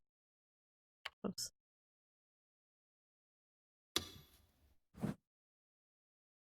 いや、ごめん。はい、それではゆいさんに電話をそのまま切っちゃってくれ。うるさいから。じゃあまた後で。She's being annoying. なんか聞こえたよ。うるさいって何？ Click. I hung up the phone before she could finish and handed it back to Ito. Then I looked at the map again. I saw the 2 notes that Kurusu had written in a trembling hand. Pyrokinetic found. The woman had Senri's ID card. Pyrokinetic killer might be あの Senri. 女は本当に南沢千里なのか？でも彼女はもうこの世にはいないんだろ？副部長が言うように慰霊碑にも名前があるし。Yeah, but her death could have been でも falsified. 地下で見たデータでは行方不明になってた。だからそれは。そう、新庄さんにも言ったけど、僕はそれが彼女の死を意味すると思い込んでいた。クリスもそう言ってたし。 I don't think け missing どもし means それが dead. データ通り本当に行方がわからないだけだとしたら。どういうこと？ Sedeka was looking between me and the map in confusion. 尾上も覚えがあるだろ。 AH 東京総合病院は渋谷地震の時災害拠点病院の一つになっていた。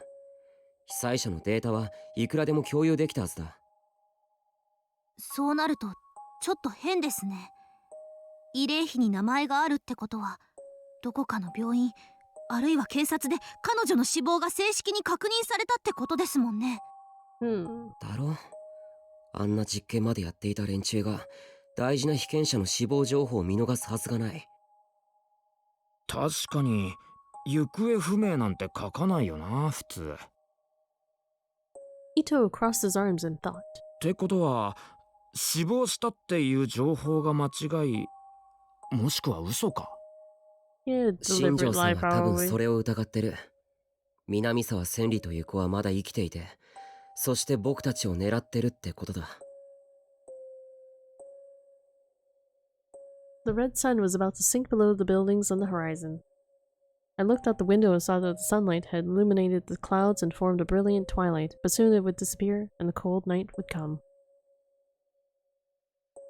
でもさ、仮に犯人が南沢千里だとしてなんでお前を襲うよ？それはわからない。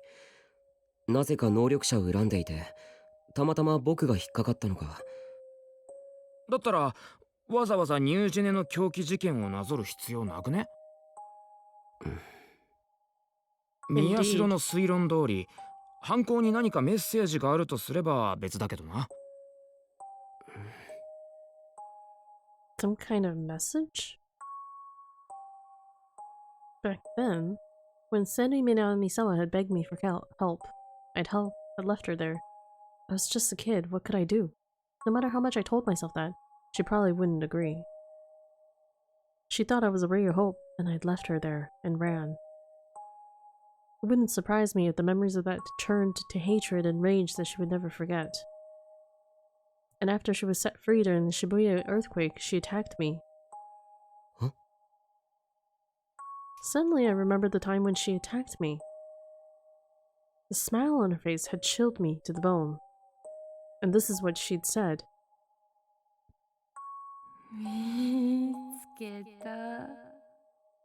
That she found me. まさか復讐 Could it be revenge? Was this whole thing Senri Minami-sama's way of getting revenge on me? そんなわけあるか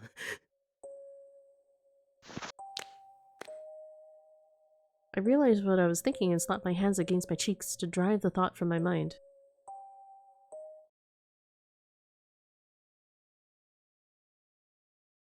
本当にいいの？おお、任せろや。やったよ、ウキちゃん。今日から一緒に暮らせるって。 After we got back, Kurusu and I were met with some good news. はい、よろしくお願いします。もう、だから敬語はいらないってば。 Shinjo would come here in the afternoon, and that's what he'd worked out. There were several reasons. First, Frisia couldn't keep her anymore, but due to her power, it would be difficult to give her to a normal orphanage. Second, Shinjo was taking a different route than the other officers in this case, so he said he couldn't give her to the police facility. And the most important thing of all was that this was what Uki wanted. Having her old friend Yui here seemed to be helping her a lot. よかったわね、ウキちゃん。She blushed a little and nodded. 父さんもありがとう。なーに、むしろこっちがありがたいってもんだ。誰かさんと違ってとっても気が利くし、家事の手際もいい。もう少し元気になったら委員の手伝いもしてくれるって言うし、大助かりだ。父さん、それは私に対する当てつけと考えていいの？ Yui pouted, but Dad just laughed and ran his hands through her hair. 部屋はどこにしようかしら。今空いてるところってないわよね。私と一緒でいいでしょ？ね。そういうわけにはいかないわ。ユウトはどうするの？ No, poor Yuto. 別にいいじゃない。平気よね、ユウ。 Oh no. For Yuto. ほら、ユウト困ってるでしょ。ダメよ。だったら僕の部屋は？嘘。タクルにってばやらしい。 Pervert? いくらなんでもそれはまずいだろう。違うよ、そういう意味じゃなくて。 Yuto could room with him, though. Once this case was settled, I intended to leave, so I could sleep in the dining room or something, and she could have my room. Oh, okay. That's also one suggestion too.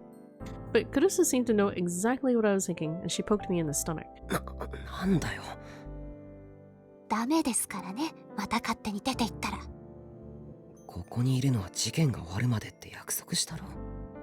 そうだけど、あなたがだらしないからよ。一人暮らしなんて気が気じゃないって何度も言ってるでしょ。Dad suddenly slapped his hands together. ああ、そうだ。一つ部屋が空いてるじゃないか。え？ Magical spare room. 今は使ってないが、以前ナースの宿直室だった。あそこって物置じゃない、今。Just because it's a storage room. 日当たりもいいし、物置にしとくのはもったいないと思ってたんだ。Yeah. そう思ってたのなら、もっと早く片付けて欲しかったわ。Kurusu sighed and turned toward me. 明日、部屋の片付けをしましょう。手伝ってね。は Yuto answered cheerfully. でも今夜はどうしようか。ゆいとうきちゃんが一緒で、ゆうとは父さんとでいい？よし、決まり。布団用意しなきゃ。ゆう、手伝ってくれる？私、自分でやりますから。大 She 丈夫。 she didn't うき say ちゃんは ma'am at 何がど all. こにあるのかまだ分かってないでしょ。あと敬語はいいってば。はいだからそこははいじゃなくてうんね、言ってみて。でも私も手伝うので。そうそれじゃあ一緒に。ああ、ちょっと待ってくれ。 I stopped Uki before Yui could take her out of the room. どうしたのタクルに。山添、新庄さんから話は聞いたけど、もう一回だけ確認させてくれないかな。はい。僕のスマホ、今どこにあるか本当に知らないんだよな。スマホTaking off. Have a good one. Alrighty, Hola, Neverwell. Thanks for こういうのだよ。 hanging out as long as you did. Really appreciate it. Yui took out her phone and showed it to Uki. When she saw it, she finally seemed to remember. ああ、新庄さんが見せてくれた電話機のことですね。あれは、落ちていた場所に戻したんです。 So hope you have a good one そ too, の Neverwell. 後、誰が拾ったのかわからないか。はい、すみません。そっか。 So it was just as Shinjo had said, after all. Then who had my phone and the picture inside it? And how had they been able to call Ito's phone? Dun, dun, タ dun. クルに、もういい？話は終わり？ああ。それじゃあ寝る準備しに行こう。父さん、とりあえず病院の使ってもいいよね。おう、この前干してからまだ使ってないやつがあったろ。あれ使え。あとシーツも。わかってるって。ああ、そうだ。ねえ、うきちゃん、お風呂も一緒に入らない？は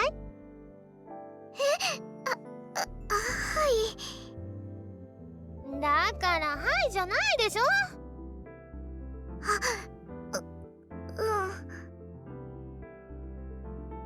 言っとくけど、ユウは別だからね。 For てる you. よ。For ゆいの you. やつ、随分とはしゃいでるな。そうね。でもわかるわ。やっぱりお友達っていいものよ。 Yui took Uki and Yuto out of the ク room. ルスは大丈夫か？どうして？ほら、食費とかいろんな世話とか一人分増えるだろ。世話は平気よ。うきちゃんはいろいろ手伝ってくれるって言うし、むしろ楽になるくらい。食費とかはまあ父さんが頑張ってくれれば。おお、任せとけ。ちょっとトイレに。 Dad quickly ran out of the room to escape Kurusu's gaze. まあ。 She chuckled, but there was a kindness in her laugh. How is Miyashiro? Completely awakened. Shall I do it? More. More? Yes. More. More suffering. More regrets. More. As you wish. What the fuck? Who's this Amy and Max Cady? Max Cady?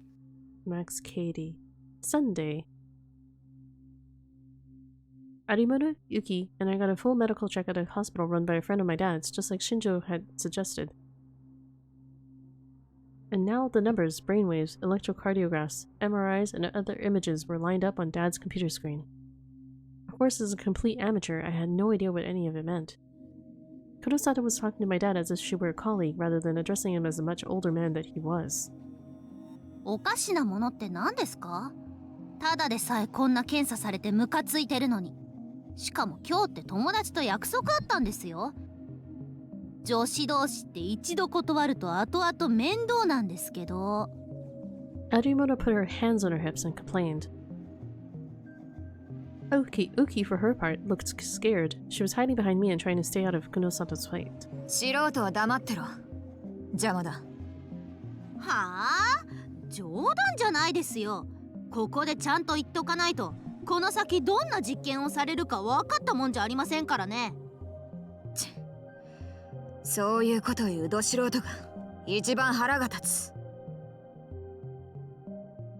なあ有村さん、久野里さん、そうやって一日中喧嘩してて疲れないか？ Shinjo sighed, like he always did. Arimura's eyes narrowed as she glared at Kunosato, who just laughed. で、佐久間先生、結果はどうでした？分かったことがあればなるべく早くお願いします。できればこの後買い物に行きたいんで。ああ、そうするよ。まずウキちゃんの成長阻害因子に関してだが、これはすぐにはわからん。染色体からホルモンの分泌異常まで詳しい結果が出るには時間がかかる。で、タクルと有村さんに関しては体はどこにも異常なし、どの臓器もすこぶる健康だ。ただしタクルは食事のバランスが明らかに悪い。特定の栄養素が欠乏してる。これはののによーく言っとくからな。有村さんは少し甘いものや油を控えた方がいい。ジャンクフードもやめること。このままだと確実にメタボへ一直線だ。ゲ体のことは別にいい。脳はどうなんだ？ああ、これが MRI だが。Dad clicked on one of the images, which displayed images of a human brain. Arimura must have found the sight of her own brain creepy because she looked away. Uki didn't seem to know what it was and stared out from behind me, confused. Kunosato clicked through the images slowly, checking each little part in turn, but then finally tossed it away. 3人ともネガティブだな。ああ、ネガティブだよ。ネガティブ？嘘、頭悪いってことですか？ Arimura staggered back as if she'd been given some kind of shocking news. 確かに頭が悪いな。バカすぎる。Oh no. そんな。いやいや、そういう意味じゃないから。Dad chuckled a little. 久野里君、君は聞いていた以上に人が悪いね。ネガティブの意味もわからないようなやつはバカと断じていいはずだわ。こいつは新庄君の気苦労もわかるね。But we don't even know what they were testing for, so negative or positive for what? Shinjo gave Dad a tired smile. 安心していい、有村さん。医学の世界ではネガティブは陰性って意味だ。つまりおかしな症状は出ていないということだよ。え？君の脳は至って正常ってことさ。なんだ、びっくりした。Arimura sighed for relief. Well, lately, I'd finally understood who she was all about. She once told me before that she was always trying to be the person that the people around her wanted her to be. Hold on, I just noticed my OBS is over to the side.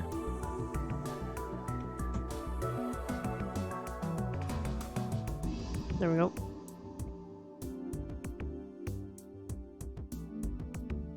ギガロマニアックスと脳の肥大化の間には結局因果関係はないのか？少なくともタクルたちに異常は見られない。君の言うそのギガロなんとかとの関連性は自分で判断してくれ。Gigalowitzes. Kunosato frowned and thought. でも一連の殺人事件の犠牲者には特徴があった。被害者の脳に同一の症状が見受けられた。Kunosato showed Dad her tablet computer. It had several brains on it that weren't ours. Arimura looked away again. これを見ればわかるだろう。どれも大脳新皮質が肥大化している。ああ、言われれば確かに。Dad whispered as he looked at the tablet. 肥大化？大きくなってるってこと？まあな。およそ 1.2 倍といったところか。そこで今回お前たちの脳に同様の症状があるのか見せてもらったわけだが、結果はネガティブだった。お前たちの脳は通常の人間と変わらない。つまり被害者にだけ脳を肥大化させる特別な何かが起こった。さあそれはどうだろうな。この程度なら日常生活に支障のあるレベルじゃない。知性や知能にも影響はないだろう。本人も気づいてなかったんじゃないか。つまりもともとそういう脳をしていたのか、死の間際に異常をきたしたのか、あるいは脳に異常をきたしたせいで死んだのか、断定はできないということですか。Dad looked at the tablet and nodded. そういうことだね。いずれにせよ考察のためのデータが乏しすぎる。せめてあと 2,3 に被害者が出てくれればいいんだが。If only we had 2 or 3 more だ victims. から The そ way うい she うことを wishes for 口に that. するのはやめろ。Shinjo treated it like a joke, but her face was completely serious and terrifying. っていうか、つまり今日の私たちの検査はあんまり意味がなかったってことですか？冗談じゃないんですけど。いや、そんなことはないさ。有村さんがすこぶる健康で脳にも異常なしって分かっただけでも収穫じゃないか。Shinjo tried his best to make her feel better, but 私に向かって心にもないこと言っても無駄ですよ。これだから有村は厄介だって思いましたね、今。そんなことあるわけ。Shinjo gave up and lowered his head. すまん。ああ、せっかくの休みが潰れちゃった。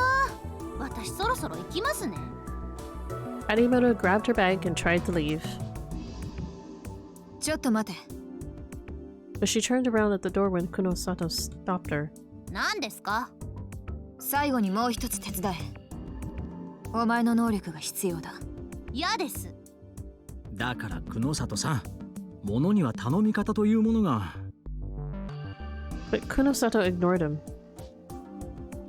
山添雨季の能力についてちゃんと聞いておきたい。Uki shivered and hid behind me. Dad saw her and frowned in a way that only I could notice. Then he said, "I'm gonna hit the restroom," and walked past Arimoto and out the door. On the way out, he whispered to me, 俺は向こうへ行ってるわ。超能力なんて話は医者の領分じゃねえ。聞いてるだけでこっちの頭が変になりそうだ。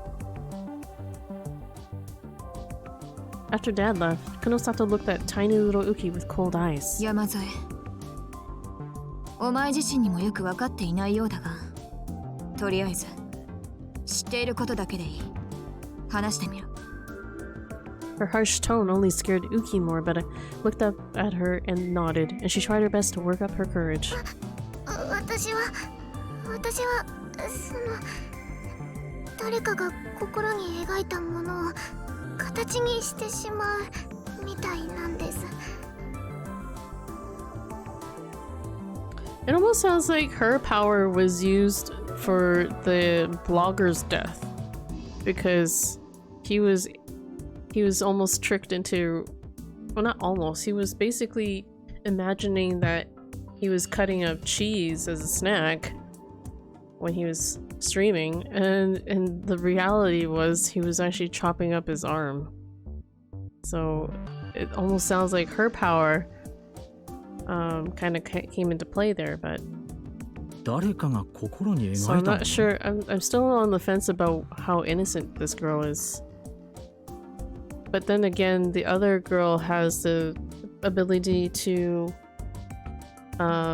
see if someone's lying, unless she's been using her powers to suppress her powers. I don't know. What someone imagines? それは誰の思考でもか。 Because that certainly would be like a huge twist. Like if she ended up being like the killer. 私の近くにいる人です。Because that would be quite the ability to be able to manipulate someone into doing things you wanted them, including killing themselves in weird ways. 形というのはつまり実体化させるということだな。例えばここにあるコインを私が思い描いたら Konosato took out a penny and showed it to Yuki. そういうものの場合もありますし、そうじゃないものもあります。そうじゃないものっていうと何と言えばいいのかわからないですが、例えば状態を状態綺麗になりたいとか、こうなってほしいとか。それが現実になるっていうのか？現実なんでしょうか。私にもよくわかりません。それは今やろうと思ってできるものなのか？いえ、意識してできるわけではないです。どうだ有村。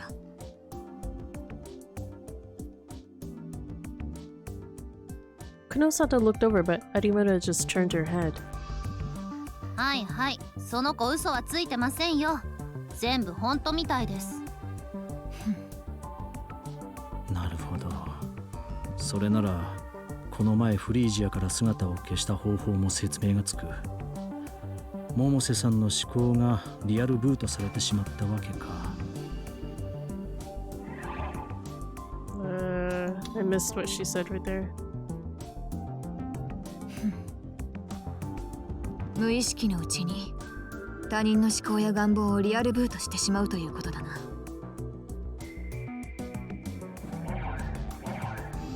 So her power could only reboot other people's thoughts and wishes, not her own?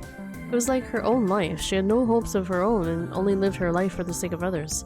In a way, it was a very sad power. 好むと好まざるとに関わらず能力を発動してしまうという点では、そこにいる有村ひなえと同じ部類だ。能力自体は大したものだが、不 Inconvenient. 便なものだ。不便で悪かったですね。で、それはいつからだ、山添。いつからそんな能力を身につけたのかと聞いている。地下施設での実験中にか？いえ、私は劣等生でしたから。ならいつだ？多分渋谷の地震の後からだと。やはりな。やはりってのは？こいつらの話と、あとあんたが調べた被害者たちの過去、それらを総合して考えると、能力に目覚めたと思われる時期がほぼ同じだ。あの地震が原因だってのか？まだ仮説だがな。Kurosato started to type 待ってくれ。 something. 地震なんてどこでも頻繁に起こってる。その度にギガロマニアックスが生まれてたらキリがないじゃないか。いや、私が言っているのは地震そのものじゃない。あ？あの時不可思議な現象が渋谷で観測されたのを覚えているか？ Something strange? I did remember, actually. もしかしてあの白い光ですか？ Kunosato nodded. That white light. The white light that had covered us right after the Shibuya earthquake. There were a lot of rumors about it, including one that said it was plasma caused by the earthquake, but I'd heard they still didn't really know what it was. 驚いたな。久野里さんが陰謀論者だとは思わなかった。陰謀論でまさか一時期流行したあれですか？ I was talking about a certain rumor that had gone around right after the earthquake. The rumor said that the quake was caused by a secret tectonic weapon experiment, a joint project between the US and Japan that might have gone awry, and that the mysterious light was caused by this explosion, and that Chaos Child Syndrome, which was believed to be a form of PTSD, might actually be caused by the materials used in that weapon. The rumor was popular on @channel for a while, but people quickly got bored with it. By the time I'd woken up from my coma, no one was talking about it anymore. No, it would be a more accurate thing to say that instead of people getting bored, someone had done their best to erase all traces of it. At the time, I found this strange and started looking into it outside of the internet. Despite the large magnitude of the quake, there had been no aftershocks afterward. All the damage had been concentrated in Shibuya, and the epicenter had been observed. Wait, hold on. I don't know. Backlog. Epicenter had been observed to be far too shallow. Beside all this, not a single scientist was speaking up. Whenever someone raised even the smallest doubt, they were quickly shouted down as an idiot conspiracy theorist. ただの陰謀論だったらいいのだがな。というと？すべての元凶はあの光自体にあるのではないかと私は考えている。地震はその副次的なものに過ぎない。本気で言ってるのか？じゃあ君は光の正体を何だと思ってるんだ？それが分かれば苦労しない。ただ何者かの手によって引き起こされたものだと私は確信している。すいません。そういうのは後でやってください。私は早く事件を解決してくれればそれでいいんで。Harimano saw that Shinjo and Kunosato were about to start arguing and readjusted her tote bag on her shoulder. 私の仕事はもう終わりですよね。じゃあさようなら。宮代先輩たちもまた学校で。ああ、それじゃあな。ウキもまたね。てかもっと元気出せよ。She patted Uki lightly on the head and left the examination room. Uki softly whispered, "Yes, ma'am," as she watched her go. After that, Kunosato began to mumble to herself as she started to look at our data on Dad's PC. There was a different look in her eyes than any I'd seen before. To be honest, she looked a little crazy. It wasn't like a mad scientist, it was as if she was concealing some dark obsession. I'd seen those eyes somewhere before. Where was it? I remembered and shivered. あのパイロキネシスト、南沢千里かもしれないあの女の目にそっくりだ。They were the eyes of someone bent on revenge and consumed on revenge.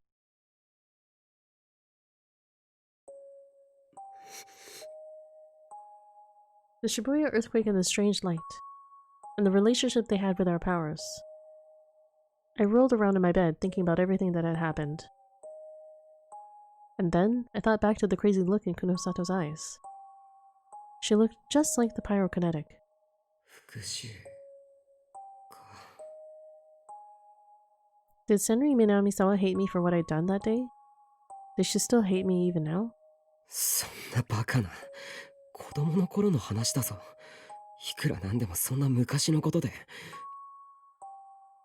I tried to say it aloud to convince myself, but that pyrokinetic wasn't behaving like a normal person. It was hard to think she was sane. She was a beast, an animal without a conscience that was stalking the streets of Shibuya with bared fangs. At least that's how she had seemed to me. And the terrifying words she'd said when she saw me? She looked at me and she said, "I found you." 結局、僕は知らないうちに自分の命をわざわざ危険にさらすような事件に首を突っ込んでしまってたのか。The more I thought about it, the more my blood began to run cold. If I'd known this was going to happen, I would have just listened to Kurusu to begin with. って何を弱気になってんだ。I sat up on the bed.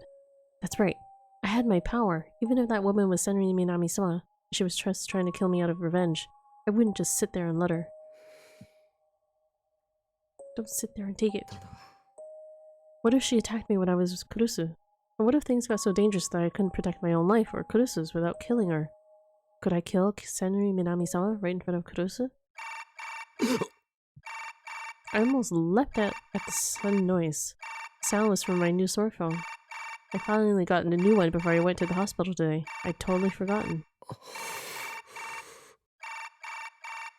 I remember how Ito had gotten a call from my old phone after I lost it, and hesitated a little. I looked at the screen, trembling. Caller, Sedeka Onoe. なんだ、尾上か。もしもし。Alright, I ど think うしたんだよ。 I'm going to... もしかしてご機嫌斜め？今日の検査で何かあった？ I think I'm gonna call it right here. Oh, no, no, no, don't. I need to save it first. Gonna save it. Gonna grab a snack before I have to leave in like a few minutes. So I'll just end it a little early here. But yeah. I don't think we really have too many people here. If anybody is here awake.